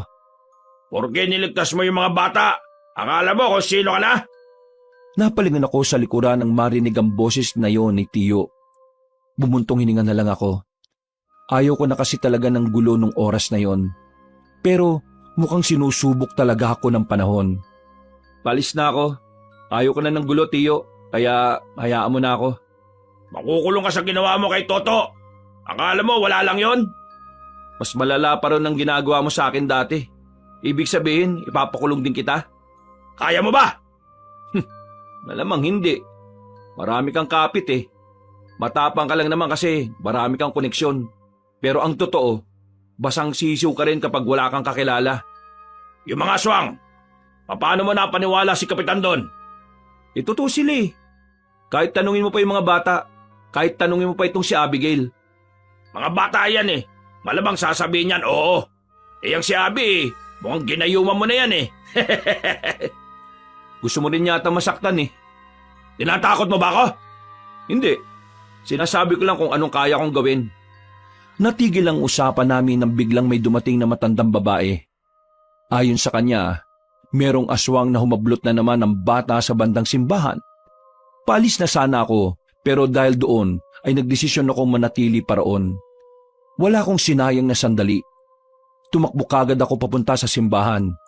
Kutsilyo lang ang dala ko. Pero wala akong pakialam. Parang naging sistema ko na rin na pigilan ng mga aswang sa pambibiktima nila. Kaso, nang dumating ako ron, naroon din si Toto. Meron siyang dalang itak. Tinulak niya pa ako at sinabing wag akong makialam. Anong pinagsasasabi mo? Nasikat ka, di ba? Ako nauna dito eh. Ako ang papatay sa aswang na nandito. Hindi mo siya kakayanin. Wala kang alam sa pagpuksa ng aswang. Sus! Ang sabihin mo, gusto mo na naman pukawin ang atensyon ng mga tao para ikaw na naman ang bida. Umalis ka nga rito. Akong balang magligtas sa bata. Oh, ayan na yung bata oh. Nakalabas na. Wala ka nang ililigtas. Kakalabanin ko yung aswang. Hindi ako papayag na ikaw na naman ang bida. Ang lala ng ugali mo. Paligsahan sa'yo to. Ang akin lang, iniisip kong kapakanan ng mga tao. Dumadami na nagpapakitang aswang dito oh. Pero ikaw, sarili mo lang iniisip mo. Wala akong pakialam. Subukan mong sumunod, tatagayin kita. Lumabas na ang aswang mula sa gilid ng simbahan. Ang mga tao naman, kanya-kanyang takbo at nagtago sa kung saan-saan. Si Toto, nasa harapan ng aswang na akala mong kayang-kaya niyang kalabanin yon. Nasa gilid lang ako. Nakatingin, nag-oobserba. Hindi ako nakialam gaya ng gusto niya. Hoy, aswang! Ako ang harapin mo! Huwag yung mga bata! O ano? Angil ka lang ng angil eh. Lapit! Hindi nagtagal, gumapang na mabilis ang aswang palapit kay Toto. Tinaga ni Toto ang aswang pero hindi naman niya tinamaan. Maya-maya pa, nagawa na siya nitong kalmutin sa braso. Nabitiwan niya ang itak. Sinipa yun ng aswang palayo sa kanya. O bakit? Alam mo, atrasan kita? Kahit na wala akong patalim na hawak? Mano-manong suntukan na to! Hindi mo siya kakayanin. Hayaan mong tulungan na kita. Manahimik ka! Pabida ka masyado eh. Ha! Manood ka kung paano ko gugulpin tong aswang na to. Ay naku, bahala ka nga sa buhay mo. Huwag mo ako sisihin kapag namatay ka ha. Tumigil ka na kasi. Nasisira concentration ko. Aray! Sa pag-atake ulit ng aswang, walang nagawa si Toto. Sinuntok siya sa muka. Tumbak agad siya. Sinipa pa siya ng ilang ulit. Nang makita kong hindi na siya makatayo, wala na akong sinayang na oras. Tumakbo kaagad ako at lumapit sa aswang. Kitang-kita ng lahat ng nanunood kung papaano ko ginulpi ang aswang. Sinapa ko ng maraming beses sa muka hanggang sa dumugo ang bibig. Pinagsisisipa ko ang sikmura hanggang sa mapalhod na ang dalawang tuhod. Nang makakuha ng tamang tiyempo, dinukot ko ang kutsilyo at saka tinarak sa leeg ng aswang. Agad na bumagsak ang aswang na yon. Nanlalaki naman ang mga mata ni Toto. Kahit nahihirapang tumayo, pinilit niya para lang malapitan ako. Hinablot niya ang kwelyo ko at saka ako kinastigo. Di ba ang sabi ko? Huwag ka makikialam ha? Kahit na kailan papansin ka talaga eh no? Kitang-kita na ng lahat na hindi mo kaya. Sa halip na nagagalit ka dyan, sa marunong ka muna magpasalamat kasi iniligtas kita. Magpasalamat? Pinaya mo ako sa mga tao. Ikaw nagpaya sa sarili mo. Kasi kahit alam mong hindi mo kaya, pinilit mo pa rin. Sinabihan na kita eh. Ang mga aswang ay hindi pangkaraniwan. May kakaiba silang lakas na higit kaysa sa mga tao. Pero matigas ang ulo mo. Inggitero ka sa atensyon na nakukuha ko, palibasa. Tama na yan! Ano? Naniwala ka na ba? Para sa akin, si Toto pa rin ang mas may silbi kaysa sa'yo. Ikaw, basura ka pa rin. Bahala ka na sa buhay mo. Kung yan pa rin ang gusto mong isipin. Ang mahalaga sa akin, napatay ko yung aswang. Bagay na kahit kailan, hindi kayang gawin ni Toto. Pagpabayaran mo itong ginawa mong pagpapaya sa akin, Emil. Magbabayad ka! Hindi ko na lamang pinansin si Toto. Nagmamadali akong umalis noon at saka nagpaalam na rin kina Abigail. Pag-uwi ko sa baryo nila Mang Willie, hindi ko inakala na makakarating agad doon ang mga ginawa ko. Sinalubong kagad ako ni Mang Willie. Magaling yung ginawa mo. Lahat kami rito ay bumilib. Tinuruan lang kita para ipagtanggol ang sarili mo. Pero nagamit mo yon para magligtas pa ng ibang tao. Ginawa ko lang naman ho kung anong nararapat. At teka, paano nga pala nakarating sa inyo? Ang layo ng baryo namin dito Pinasundan kita kanina kay Joseph. Nag-alala kasi ako na baka kung anong gawin sa'yo ng tiyuhin mo ron. Meron naman akong tiwala sa'yo. Naniguro lang ako para sa mga eksenang hindi natin maiiwasan. Maraming salamat po, Mang Willie. May itatanong pala ako sa inyo. Ay sige, maupo ka muna. Ano bang itatanong mo? Kaya mo ba ako tinuruan ng pakikipaglaban dahil alam mong magagamit ko yun laban sa mga aswang? Ngumiti si Mang Willie. Sandali siyang humigop ng kape. Napatingin siya sa malayo at sandaling umiling. Matalino ka talagang tao. Madali mong naintindihan ang gusto kong iparating. Sinadya ko na nga na hindi sabihin sa iyo kasi alam kong sobrang hinihiling ko. Kaya hinayaan kitang ikaw mismo ang makahalata. Sa totoo lang, Emil, gusto ko sanang tulungan mo kong patayin ang mga aswang. Ilang buwan lang nasa panganib ang probinsya natin. Nang malaman ko yon, aminado kong nataranta talaga ako. Hindi ko alam kung paano ko pipigilan ng mga aswang kung ganito ang kalagayan ko. Ang braso at kamay ko na ginagamit ko para labanan sila noon, hindi ko na rin naman magamit. Pero, bakit to ako? Di ba, ang dami nyo naman dito. Bakit ako? Wala naman akong alam sa mga aswang. Ngayon lang naman ako nakaengkwentro ng mga ganon. Kung tutuusin, mas magaling sa akin ang iba mong mga kasamahan dito Wala sa galing o katagalan ng basihan ng isang pagiging pinuno. Dito sa puso ang basihan.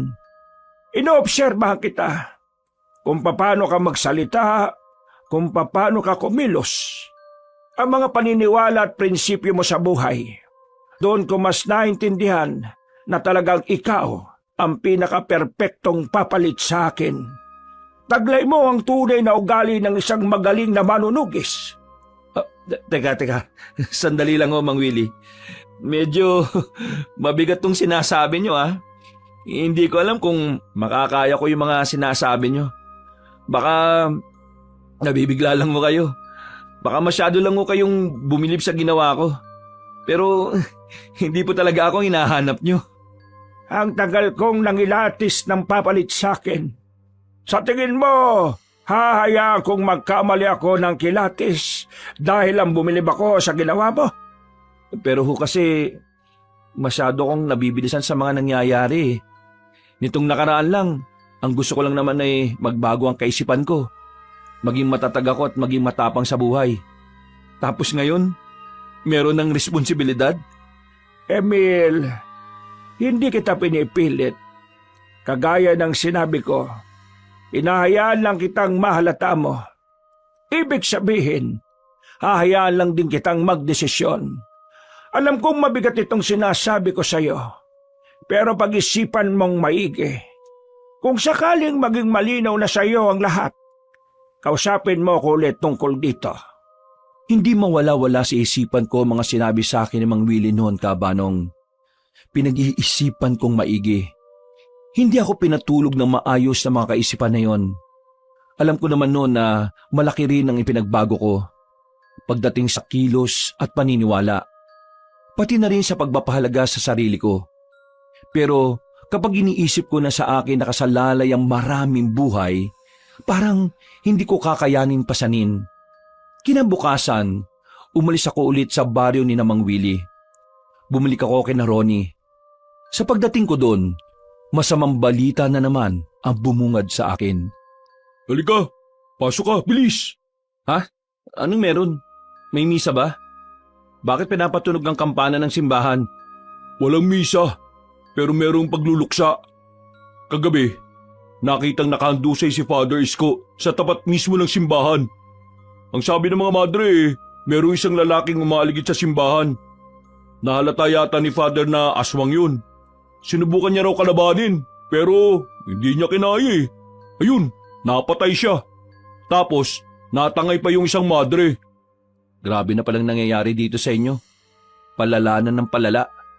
Alam mo bang sa amin, merong mga aswang din na dumating. Tinangkang kunin yung pamangkin ng kaibigan ko. At sa may simbahan din, munti ka na rin makuha yung batang lalaki. Anong nangyari? Napatay ba yung aswang? Oo, napatay ko. Ha? Napatay mo? Ibig mong sabihin, ikaw yung pumatay? Oo, ako rin yung nagligtas sa mga batang dinukot at dinala sa gubat. Teka tol, hindi ko maintindihan Paano mo nagagawang kalabanin ng mga aswang? Ganun ka na ba kaastig? Yung mga tumulong sa akin para maging ganito ko, kumakalaban sila ng mga aswang. Sila ang nagturo sa akin kung paano makipaglaban at makipagsabayan. Grabe, astig naman yan tol. Parang gusto ko rin magpaturo para naman maprotektahan ko yung mga kamag-anak ko rito. Takot na sila Hindi na nga lumalabas ang karamihan sa kanila. Ako at ang ibang pinsan ko na lang na lalaki ang nagkukusang bilhan sila ng mga pangangailangan nila Tol, yung mga pinsan mong lalaki, papuntahin mo rito. Bakit? Anong gagawin natin? Ituturo ko sa inyo yung mga natutunan ko. Tuturuan ko kayong protektahan ng sarili nyo, pati na rin ang mga mahal nyo sa buhay. Nakita ko kaagad ang pananabik sa mata ni Ronnie. Parang biglang nawala ang pangamba at takot sa kanya. Hindi nga nagsayang ng oras si Ronnie. Pinapunta niya kaagad ang mga pinsan niya. Kahit na tirik ang araw, sinimulan namin ang pag-iensayo. May mga napapadaan na tao at nakikita kami. Kalaunan, naging interesado ang mga yon sa ginagawa namin. Kabanong, hindi ko inakala na ang pagtuturong ginawa ko kina Ronnie ay gugustuhin na rin ng iba. Nang matuto na sila Ronnie, sila na rin mismo ang nagturo sa iba nilang kalugar. Nakaramdam ng tuwa, pag-asa at kaganahan. Naisip ko na kung pwede kong gawin yon sa baryo nila Ronnie, malamang sa malamang, pwede ko rin gawin yon sa baryong pinagmulan ko. Lalo na't kailangan talaga nilang matuto kung paano labanan ng mga aswang. Makalipas ang ilang araw, nagkaroon ng magandang epekto ang ginawa namin nila Ronnie. Karamihan sa mga lalaki sa bawat pamilya roon, malalakas na ang loob. Handa na silang tumindig para labanan ng mga aswang. Natuwa naman ako. Kaya ang naisip ko, pumunta na rin sa baryo namin. Sinamahan ako ni Ronnie sa unang pagkakataon. Ito yung unang beses ko na makakarating sa inyo. Ipakita mo sa akin yung chewin mo Uuntok ko sa muscles ko. Nakakatawa ka talaga. Hindi na kailangan yun. Yung mga ganong klase ng tao, hindi na dapat natin pinagsasayangan ng oras yun. Hinainis pa rin kasi ako kapag naaalala ko kung paano kanya ginagawang basura Ayos na yun sa akin. Hindi naman nila mauulit yun Kita mo naman siguro kung ano na ako ngayon. Oh, yun na yung kanto. Tara, bilisan na natin. Oo, gagabi na rin Napatigil kami sa paglalakad nang biglang lumabas si Toto mula sa mga halamanan. Akala ko nung una'y mangungulit lang siya. Hindi na lang sana namin siya papansinin. Pero nagulat ako nang bigla na lang siyang maglabas ng baril. Aminadong kinabahan din ako, Kabanong.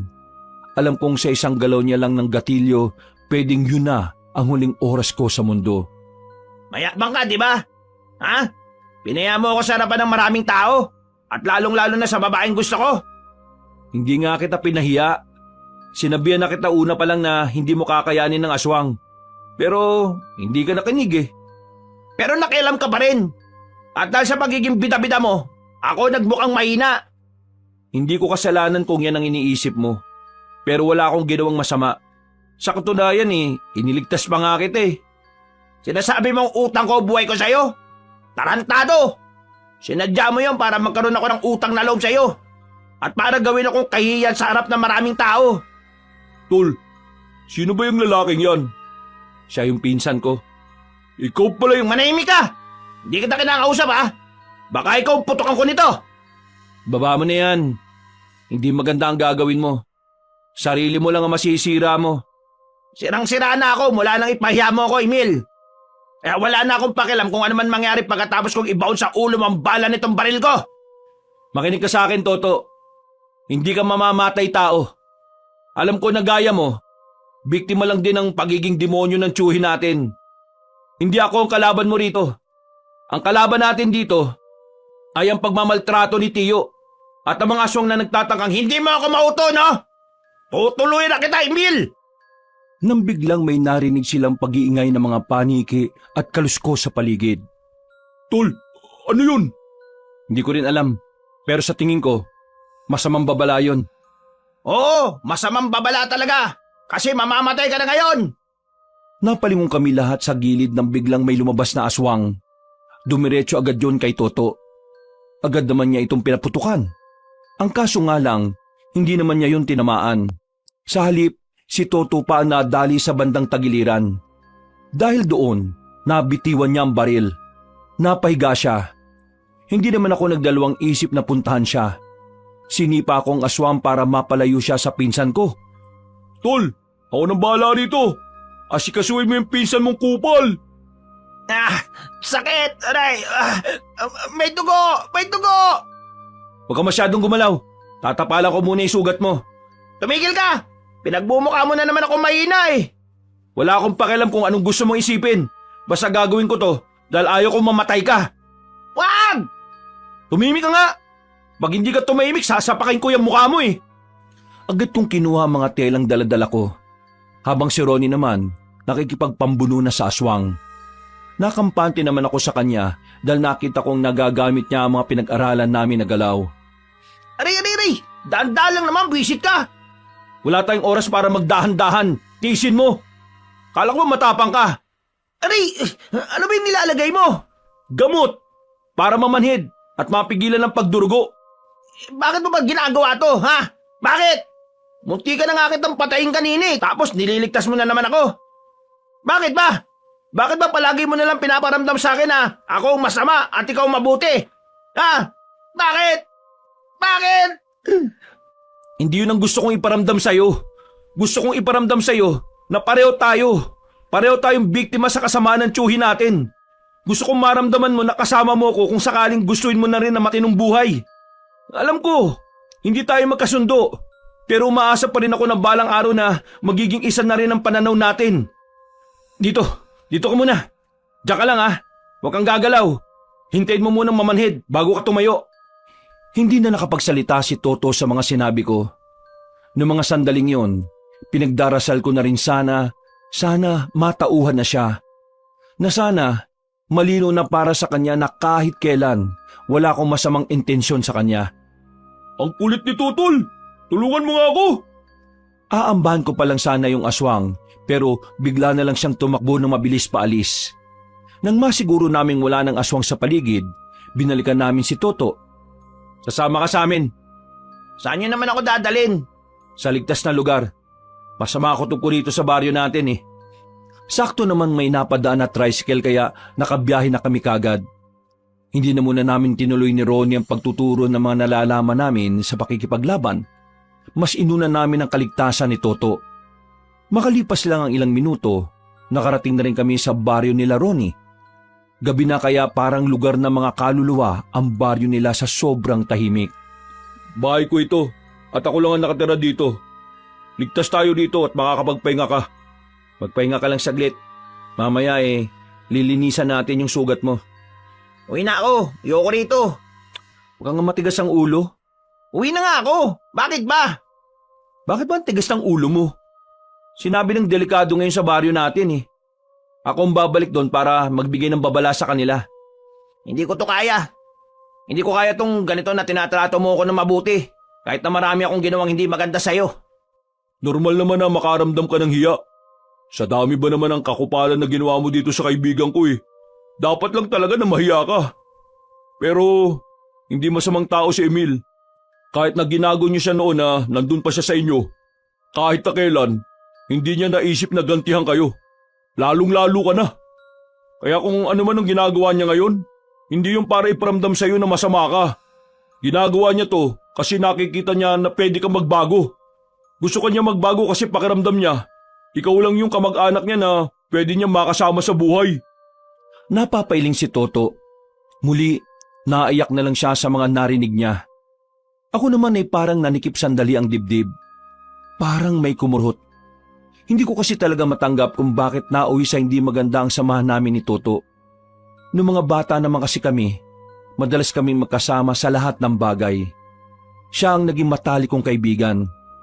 Naalala mo ba nung mga bata pa tayo? Sinabi ko sa iyo na kahit na anong mangyari, magiging kasama mo ako palagi.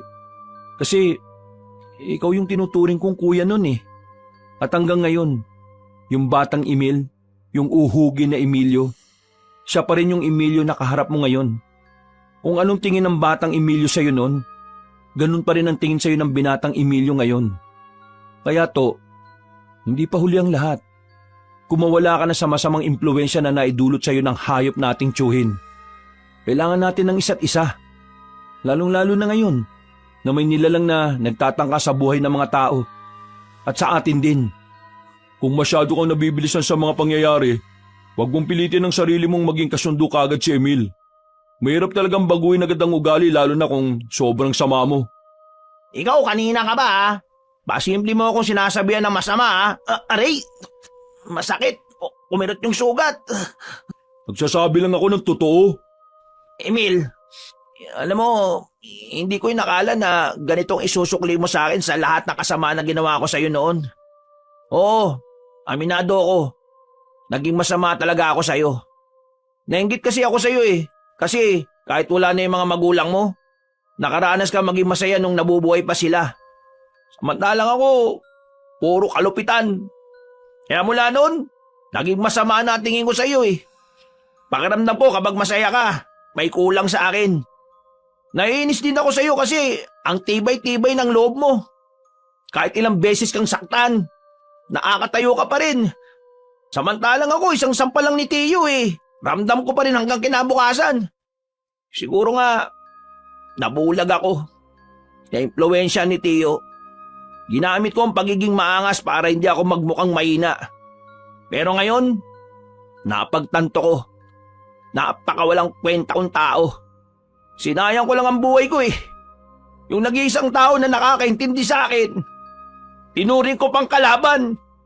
Pinagtangkaan ko pang patayin. Emil, patawarin mo sana ako, san? To, sapat na sa akin na alam kong interesado kang ayusin ulit ang buhay mo. Masaya na ako ron. Alam mo ngayon, kung kaya mo, tulungan mo ako. Iligtas natin ang kalugar natin. Alam kong hindi natin sila responsibilidad. Pero alam ko rin na kagaya ko, nandyan pa rin sa puso mo ang pagmamalasakit sa iba. Si Tiyo, may binabalak siyang masama. Ha? Anong ibig mo sabihin? Hindi totoong hindi naniniwala si Tiyo sa mga aswang. Ang totoo, sinabi niya sa akin na pipilitin niyang makausap ang mga aswang. Makikipag-deal siya sa mga halimaw na yon. Ano? Makikipag-deal? Ano yun? Nagalit siya kay Kapitan nang tanggihan niyang ipakulong ka eh. Kaya ngayon, gusto niyang sirain ang barangay. Gusto niyang ipagkanulo si Kapitan sa mga aswang. Kapalit naman nun, hihilingin ni Tiyo na paslangin ka ng mga aswang, pati na rin lahat ng may kaugnayan sa'yo. Mas lumala takbo ng utak ng Tiyo natin eh. Parang may sira na yata utak nun eh. Ano pa yung mga binabalak niya? Kinausap niya ang mga kumpare niya. Naglabas siya ng pera para dukutin si Kapitan. Ganon siya kadesperado para ipapatay ka. Mga aswang ang gusto niyang gumawa nun. Tinanggihan na rin kasi siya ng mga kakilala niyang birador dahil hindi naman niya kayang bayaran yung mga yon.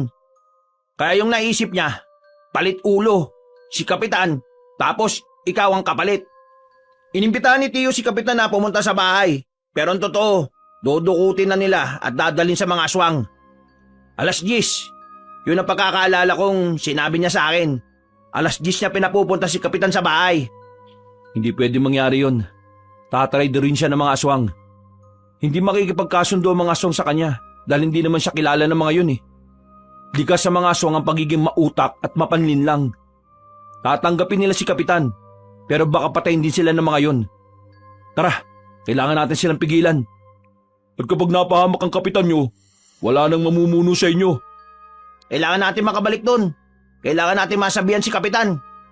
Tumingin ako sa orasan kabanong na mag-aalas 7 na. Naisipan kong bumalik na kagad sa baryo namin. Ang kaso nga lang, bigla namang nagkaroon ng pag-atake sa baryo nila Ronnie. Kaya hindi kagad ako nakaalis. Oh, ano nangyayari? Dito ka lang, may mga aswang. Kasama ang baryong ito sa punteriya nila eh. Ronnie, tara! Unahin mo muna kaya yung baryo nyo. Kailangan mong pigilan yung tiyuhin mo. May oras pa naman eh. Kailangan nating unahin muna kung ano ang nasa harapan natin. Paano ko? Kagaya ng sinabi ko kanina, magpahinga ka na muna rito. Mamaya pagkatapos ng gagawin namin, sasama ka sa akin at pipigilan natin si Tio. Uy, diga, sandali! Mabilis kaming lumabas ni Ronnie. Nakasalubong namin ang mga pinsan niya. Magkakasama naming hinarap kung saan nagbumula ang ingay na narinig namin. Ilang sandali lang, narating na rin namin ang malaking bahay roon na pilit pinapasok ng mga aswang. Hindi na kami nagpatumpik-tumpik pa. Nilapitan namin ang mga yon. Pinagtatatagaan namin ang mga aswang. Napas lang naman namin ang mga aswang na yon. Pero ayon sa mga taong nasa loob ng bahay, marami na raw nakuhang tao ang mga nilalang. Paano yung mga kinuha na tol? Alam ko kung saan sila dadalhin. Sama mo ko. Kayo rito. Kayo na munang bala sa bombaryo nyo ah. May kailangan lang kaming bawiin. Mabilis kaming tumakbo ni Ronnie palabas ng baryo nila. Walang dumadaan na tricycle. Parang kinakapitan pa kami ng kamalasan ng mga oras na yon. Kung kailan kami nagmamadali, saka naman wala kaming makitang masasakyan. Babalik na sana kami sa loob para maghanap ng mahihiraman ng motorsiklo pero biglang may truck na tumigil sa harapan namin. Pagtingin ko sa harapan, naroon si Mang Willie. Sasakyan! Kailangan nyo, hindi ba? Mang Willie, paano nyo nalaman na nandito ako? May mga mata ko na nagbabantay sa iyo, Emil. Pero hindi na yon ang mahalaga. Tara, sumakay na kayo! Nagmamadali kaming sumakay. Kahit na paralisado ang kanang braso ni Mang Willie, ay siya ang nagmamaneho ng truck.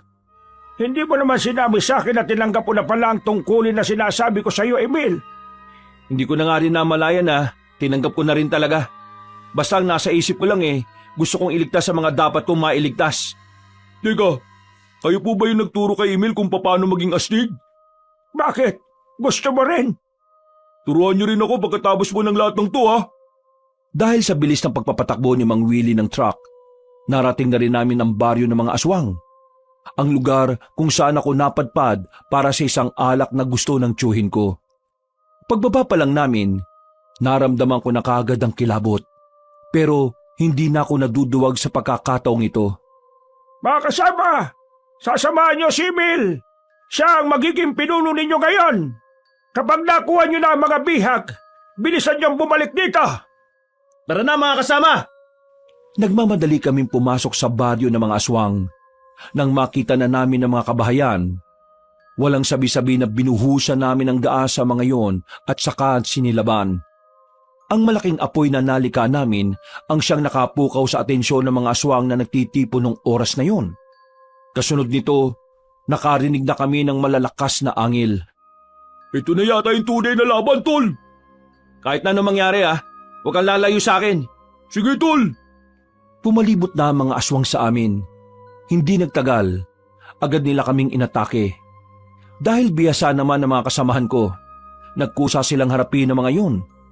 Habang kaming dalawa naman ni Ronnie ay pinauna na nila para hanapin ang bihag. Dumaan kami sa eskinita. Kalaunan, narinig na rin namin ang mga nag-iiyakan. Kutob namin na yun na ang mga taong kinuha nila. Pupuntahan na sana namin ang mga yon pero hinarang kami ng isang aswang. Malaki ang katawan niya. Braso pa lang noon, parang hita na namin. Langya, laki ng katawan. Walang sinabi muscles ko. Huwag ka matakot dyan. Malaki lang katawan niyan pero mas mabilis tayong kumilos dyan. Tingnan mo, tol, oh. Parang hindi niya tayo naintindihan. Banu yata to eh. Pagbilang ko ng 3, tatakbo tayo sa gilid Iwasan natin siya. 1, 2, 3. Mabilis ang ginawa naming pagtakbo. Pero nagawa niya kaming hulihin. Nadakma niya kami sa damit.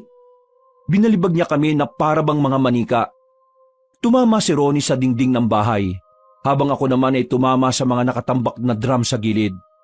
Tol, ano, ayos ka lang? Oo, ayos lang ako.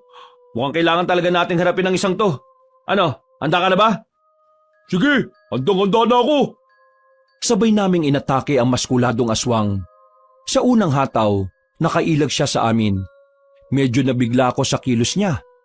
Nagkamali ako. Hindi siya mabagal, kasing bilis siya ng mga aswang na nakaharap ko. Mabilis siya, marunong. Anong plano? Kailangan din natin bilisan. Kailangan natin siyang lituin sa mga galaw natin. Atake tayo.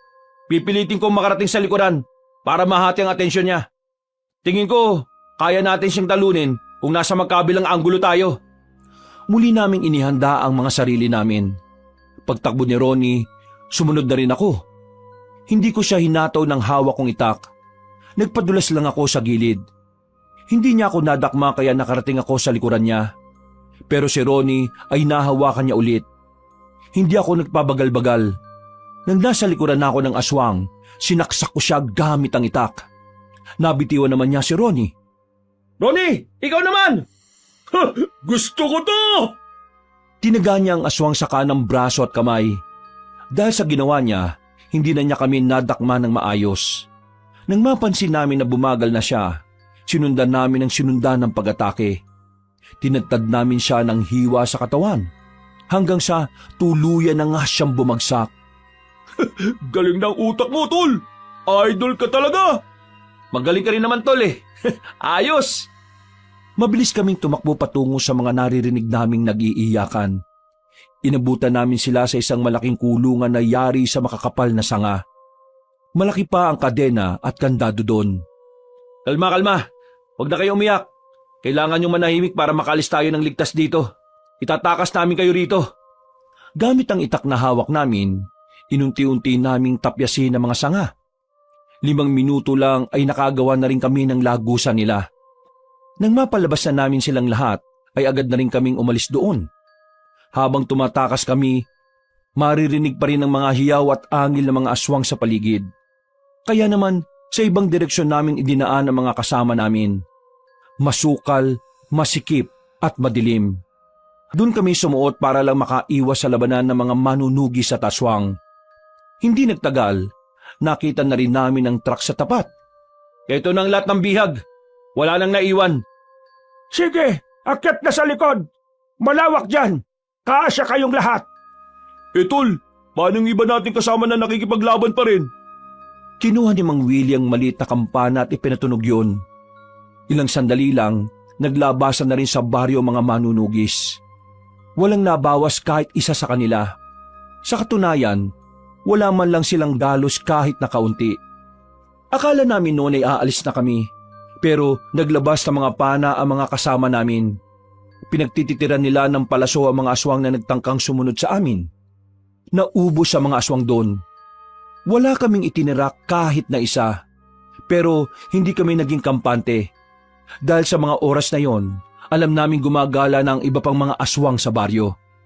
Pasado 9:00 na noon, 1 oras na lang ay matutuloy na ang pinaplano ng tiyuhin ko. Kailangan ko makarating sa baryo bago mag-10:00. Kung hindi, mapapahamak ang kapitan namin. Ang kaso nga lang, sa kalagitnaan ng biyahe ay biglang namatay ang makina ng truck. Anong problema? Hindi ko rin alam eh. May oras kaming hinahabol, Manong. Anong oras? Bago mag-10:00, dapat makabalik na ako sa baryo namin. Nasa panganib ang buhay na kapitan namin eh. Teka, susubukan kong paandarin. Pero kahit na anong gawin ni Mang Willie, hindi pa rin gumagana ang makina. Kinakabahan na ako ng mga oras na yon, Kabanong. Wala pang dumaraan na sasakyan na pwede naming hinga ng tulong. Tol, kalahating oras na tayo dito. May 20 minutos na lang tayo para makaabot. Kung hindi pa gagana yan, wala na tayo magagawa. Hindi pwede. Magdasal tayo na sana may mangyaring himala ngayon. Isip. Kailangan natin makapag-isip. Tama! Ha? Tamang alin? Meron tayong nadaan ng bahay kanina. May nakita ko nakaparadang tricycle doon. Balikan natin. Malapit lang yun dito. Kaya nating takbuhin. O sige, ayos! Nagpaalam na muna kami kay Mang Willie nung mga oras na yon. Binilisan namin ng takbo hanggang sa mabalikan nga namin ang bahay kung saan naroon ang tricycle. Nakausap namin ang may-ari. Ayaw pa kaming pansinin nung una, pero nang pakitaan ni Ronnie ng pera, nagmamadaling pinaandar ng matanda ang tricycle niya. Buti na lang talaga mukhang pera yung driver. Kung hindi, hindi kami makakabalik ng baryo. 5 minuto na lang ang natitirang oras. Pinuntahan kaagad namin ang bahay nila Kapitan. Pero ang sabi ni Abigail ay lumabas na ang tatay niya papunta sa bahay ni Tiyo. Pagdating namin doon, nakita naming nakatali na mga kamay ni Kapitan sa likuran at nakatapal na rin ng tape ang bibig. Ako naman ang kailangan mo, di ba? Pakawalan mo na yan si Kapitan. Oh, ha! Ang magaling kong pamangkin! Paano mo nalaman na ikaw ang kailangan ko? Hindi na mahalaga yon. Ang mahalaga, nandito na ako. Di ba gusto mo akong ipapatay sa mga aswang? Nakakatawa ka. Sa sobrang takot mong madungisan ng madungis mo ng pangalan, hindi mo kayang patayin gamit ang sarili mong kamay. Iuutos mo ba sa mga nilalang na hindi mo nang pinaniniwalaan noon? At gagamitin mo pa si Kapitan bilang kapalit ng ulo ko? Ah, yung walang kwentang si Toto na yun ang nagsabi sa'yo, no? Bakit? Nagkasundo na ba kayong dalawa? Pakawalan mo na si Kapitan. Akong ipalit mo sa kanya. Nakasama! Binabata yata tayo ng tangang to eh. Ano akala sa akin ito? Tanga? Nandito ka na rin at nandito na rin si Kapitan. Bakit hindi na lang kayong dalawang kunin ko? Total, itong si Kapitan eh, binwisit ako at tinabla ko eh. Isasabay ko na kayong dalawa para sabay na rin kayong umakyat sa langit. Bigla na lang akong tinutukan ng baril ng mga kasamahan niya. Si Ronnie naman ay hinablot ng isa at saka pinadapa sa lupa. Napakasama mo talaga kahit na kailan. Wala ka talagang pagbabago. Bakit naman ako magbabago? Sa ganitong ugali ako masaya. Ang pagbabago, para lang yan sa mahihinang tao. Sige na mga pare, kunin nyo na itong pamangkin ko. Hindi na tayo tutuloy sa pakikipag-usap sa mga aswang. Yang kasama na pamangkin ko, igapos nyo rin. Ang pangit ng mukha eh. Huh, nagsalita yung gwapo. Manimik ka! Kung ayaw mong unahin kita! Wala na akong nagawa noon, Kabanong. Ginapos na rin nila ako sa hagdanan. Kahanay ko si Kapitan. Ang pagkakarinig ko, balak nila kaming pahirapan muna bago tuluyang tudasin. Pero makalipas lang ang ilang minuto, bigla na lang umatake ang mga aswang sa baryo namin. Kahit si Tiyo, nabahala rin. Tiyo, pakawalan mo ako dito. Kailangan namin pigilan ng mga aswang. Kung hindi, sama-sama tayo mamamatay rito. Anong sama-samang mamamatay? Kayo lang, hoy! Aalis ako rito! Bahala na kayo sa mga buhay nyo! Bahala na kayong lapahin ng mga lintik na aswang na yan! Tumatawa-tawa pa si Tiyo nang bitbit niya ang mga bag niya. Kahit na anong pakiusap namin sa kanila, wala na silang pakialam. Iniwan nila kami roon para ipaubaya na sa mga aswang. Para sa tiyuhin ko, mas masaklap kung mamamatay kami dahil sa mga aswang. Napakasama talaga ng tiyuhin mo, no? Sira ulo. Sana, hindi na siya tanggapin sa langit. Palakasan ng palakas ang hiyawan ng mga tao. Kailangan na nila tayo. Hindi ako pwede mamatay dito. Ipinikit ko na lang ang mga mata ko. Sinubukan kong manalangin. Humiling ako ng himala habang naririnig ko ang malalakas na angil ng mga aswang sa baryo namin. Maya-maya lang, narinig ko ang boses ni Toto. Visit talaga si Tiyo, kahit kailan demonyo talaga eh. Toto! Mamaya na tayo mag-usap. Kailangan na kayo ng mga tao. Tinanggal niya ang tali naming 3. Kinuha na rin namin ang itak namin. Sa mga oras na yon ay muli akong nabuhayan ng loob. Insan, ikaw na munang bahala kay Kapitan ha. Kahit na anong mangyari, huwag kayong magpapahuli sa mga aswang. Kailangan na namin puntahan ng mga tao. Sige, ako nang bahala rito, Insan. Lumarga na kayo. Tol, marami yung aswang. 2 lang tayo. Kakayanin kaya natin? Tapos na ang problema sa baryo nyo, Ronnie. Kasama kong dumating dito yung mga pinsan mo, pati na rin yung ibang residente sa baryo ninyo. Uy, ayos! Mabilis kaming tumakbo paalis ni Ronnie. Nang makarating na kami sa daan, nakakasabay na namin ng mga pinsan niya pati ang ibang taga-baryo nila. Lakas loob naming hinarap ang mga aswang. Kahit maliliksi at mababangi sa mga nilalang na yon, ay hindi nagpatinag ang mga kasama ko. Nakipagbakbakan kami. nakipagsabayan, nakipagsubukan ng lakas at tapang. Sa halos 1 oras naming pakikipaglaban, karamihan sa amin ay sugatan na rin. Pero marami-rami na rin kaming napaslang na mga aswang. Pansamantalang natigil ang gulo nang makaramdam ang mga aswang na hindi nila kami kayang talunin. Sinimantalan na rin namin ang pagkakataon para gamutin ang mga kasama naming sugatan. Ano, kaya niyo pa ba? Kaya pa namin, tol. Pero inaalala ko lang parang wala sa kalahati yung mga aswang mga napatay natin Kung sana naturuan natin ang mga nandito, hindi sana naging ganito kadihado ang grupo natin Pero, hindi tayo susuko. Mga kasama, nagpapasalamat ako sa katapangan na ginawa niyo para sa mga tao.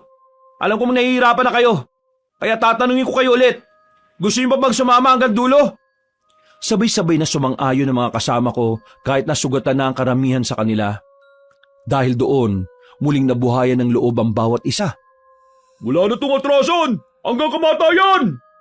Muli kaming sumabak. Dumating naman ang bagong grupo ng mga aswang. Sa pagkakataong yon, naramdaman ko kagad na dihado na talaga kami sa laban. Mas marami na sila, mas mabibilis at mas malalaki ang katawan. Aatake na sana sila sa amin nang biglang dumating ang grupo ni Mang Willie. Mas lalong tumaas ang moral namin noong mga sandaling yon. Kitang-kita naman sa mga aswang ang kanilang pagkabahala. Maraming salamat, Mang Willie! Mamaya ka na magpasalamat. Yung pinuno ng mga aswang ang unahin mo. Wala siya rito. Alam niya na siguro na ikaw ang nangunguna sa mga kasama mo. Isa lang ang ibig sabihin niya ni Mil. Naghahanap siya ngayon ng kahinaan mo. Nang sabihin yun ni Mang Willie, ang unang pumasok sa utak ko ay si Abigail. Wala na akong sinayang na sandali. Kumaripas ako ng takbo kahit na marami pa rin akong sugat. Pagdating ko sa bahay nila Abigail, inabutan ko roon ng 3 tao na nakagapos sa tapat. Si Toto, si Kapitan at si Abigail. Sa puntong yon, may sugat na sa ulo si Kapitan at wala na ring malay. Nagkita tayo ulit, binata. Hindi ko akalain na magiging manunugis ka. Nung uling pagkikita natin para kang basang sisiw na walang kayang gawin. Huwag mo silang idamay. Wala silang kinalaman dito. Magaling ka. Mahusay. Kahit bago ka lang bilang manunugis, napatunayan mong kaya mong makipagsabayan. Kaya naman, naisip kong alamin kung ano ang kahinaan mo. Masisisi mo ba ako kung masyado kong matalino sa parteng ito? Anong kailangan mo? Ang kailangan ko'y ikaw. At ikaw matanda ka. Kailangan ko kayong burahin dahil kayong dalawa lang ang banta sa aming lahi. Hindi ko na mapapakinambangan ng kanang braso ko. Kaya paano ako magiging banta sa iyo? Braso lang ang may problema sa iyo. Pero gumagana pa rin ng maayos ang utak mo. Sige, lubot kayo. Anong binabalak mo?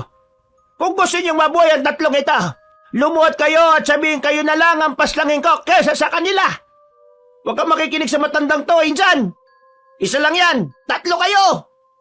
Huwag niyo kaming isipin. Mas mahalaga ang buhay ng maraming tao. Kapag nagkamali kayo ng sagot, madali kong papaslangin ang 3 ito. Hindi niyo alam ang kaya kong gawin. Nagkatinginan kami ni Mang Willie. Sinusubukan naming mag-usap gamit ang mga tingin. Pero wala kaming mabuong plano. Nakatutok ang mahabang kuko ng matanda kina Toto. Kaunting galaw lang namin ay patay sila. Kami na lang ang paslangin mo, wag na sila. Lumuhod kami sa harapan niya. Yumuko kami para ihanda ang leeg namin na ayon sa kanya. Pasisiritin niya ang dugo gamit ang kuko niya. Uy, anong ginagawa niyo, Insan? Buwag ba kayo? Kapag nawala kayo, sino nga asahan ng mga tao dito? Mabuti naman at tama ang ginawa niyong desisyon. Lumapit sa amin ang matandang babae. Nang masiguro naming hindi na niya maaabot sila Toto, mabilis kong hinugot ang kutsilyo sa tagiliran ko at saka sinaksak sa binti ang aswang. Hindi pa niya naidadampi sa leeg namin ang kuko niya. Sinundan kagad ni Mang Willie ng isa pang saksak sa hita. Si Ronnie naman ay tinaga-agad ang matandang babae sa tagiliran. Napasandal na lang siya sa pader habang nakahawak sa bewang. Mga trader kaya! Ganon din naman ang mga ugali niyo Ginaya lang namin yon laban sa inyo. Ang ideya ng pagbihag ng mga taong walang kalaban-laban, nagpapatunay lang na wala kang kayang gawin. Hindi mo kakayanin si Emil kung magtatabat kayong dalawa. kaya naisip mong gamitin ang kahinaan niya. Yun ang malaking pagkakamaling ginawa mo. Masyado mong minaliit ang kalaban mo. Hindi mo muna kinilala ng lubos. Hindi na mangyayari ang pag-aalay na binabalak nyo. Sa madaling salita, hindi na kayo aabot sa araw kung saan ay magiging malakas kayo. Hindi ako matatalo ngayon. Ipagpapatuloy ko pa ang nasimulang layunin ng aming lahi. Hindi na maitutuloy yun, tanda. Tanggapin mo na ang katotohanan. Dito na kayo magtatapos. Itinarak ko na ang itak na hawak-hawak ko. Agad din naman binawian ng buhay ang pinuno ng mga aswang. Kasunod ng pagpaslang namin sa kanya ay ang pagkapanalo ng mga kasama namin sa laban nila sa mga natitirang aswang. Sabay-sabay na sinunog ang bangkay ng mga nilalang. Emil, proud na proud ako sa ginawa mo. Alam kong meron kang potensyal, pero hinigitan mo ang inaasahan ko. Maraming salamat po, Mang Willie. Hindi mangyayari ang lahat ng ito kung hindi mo ko tinulungan na makilala ang tunay na ako. Palagi kong sinasabi, mas pasalamatan mo una ang Panginoon, pangalawa ang sarili mo. Dahil naniwala ka na kaya mo. Napayak na lang ako sa sobrang tuwa noon, Kabanong. Kahit kailan kasi, hindi ko naisip na darating ang araw na meron akong magagawang makabuluhan para sa mga tao. Matapos ang malaking problema na yon, naging maganda na rin ang samahan namin ng pinsan kong si Toto. Nagbagong buhay na rin siya. Sa katunayan, nagustuhan niya rin maging isang manunugis kagaya ko. Samantala, si Tio naman ay natagpuang patay sa gilid ng kalsada. Lasog-lasog ang katawan niya. Kasama niya sa mga nasawi ang mga kaibigan niya. Hindi pa sila nakakalabas ng baryo, ang mga aswang na ang nagsilbi nilang karma. Samantala, nagkamabutihan naman kami ni Abigail. Naging boto na sa akin ang tatay niyang kapitan dahil sa pinakita kong katapangan para sa baryo namin. Kabanong, sa lahat ng nangyari sa buhay ko, napatunayan ko kahit na anong hirap pala ng pinagdaraanan natin, palaging may pintong nakabukas na nag-aabang sa atin. Kailangan lang talaga nating magtiwala sa sarili nating kakayahan. Kailangan lang talaga nating maniwala na kakayanin nating makabangon sa lahat ng pagkakadapa. Hanggang dito na lang po. Pinagpalang araw sa lahat ng mga kabangers at mga kayanggaw. Maraming salamat po sa inyong pakikinig. Mga kabangers, mga kayanggaw, si Kabanong po uli. Muli, nagpapasalamat po ako sa inyong pagsubaybay sa kwento natin ngayong araw na ito. Sana po naibigan niyo po ang ating kwento. Kaya sana'y huwag niyong kalimutan pong mag-comment at pindutin niyo po yung like button. Ngayon kung medyo nabitin po kayo sa kwento natin iniimbitahan ko po kayong bisitahin kaagad natin yung iba pa natin mga channel. Yung Pamela Clamil kung saan nagnanarita ko bilang Lolo Pael at bilang ako rin bilang Kabanong. Konti pa lang po yung subscriber doon kaya sana'y mag-subscribe rin kayo doon at pindutin niyo po yung notification bell para lagi kayo nanonotify pag may mga bagong tayo mga videos doon. And don't forget to comment and like the video. At kung bitin pa rin po kayo, eto ang good news. Meron po tayong bagong channel, ang Kabanong version 2.0, kung saan meron na po tayong mga moving images doon. Kaya pwede na rin po kayong nanonood habang nakikinig po ng napakagandang kwento. Or pwede namang nakikinig lang kayo dahil meron po kayong ginagawa. Balikan nyo na lang po kung gusto nyo po mapanood. Sana po'y mag-subscribe rin po kayo doon para makasama kayo sa first 100,000 subscriber ng channel na yon. So, hanggang sa susunod na kwento, wakas!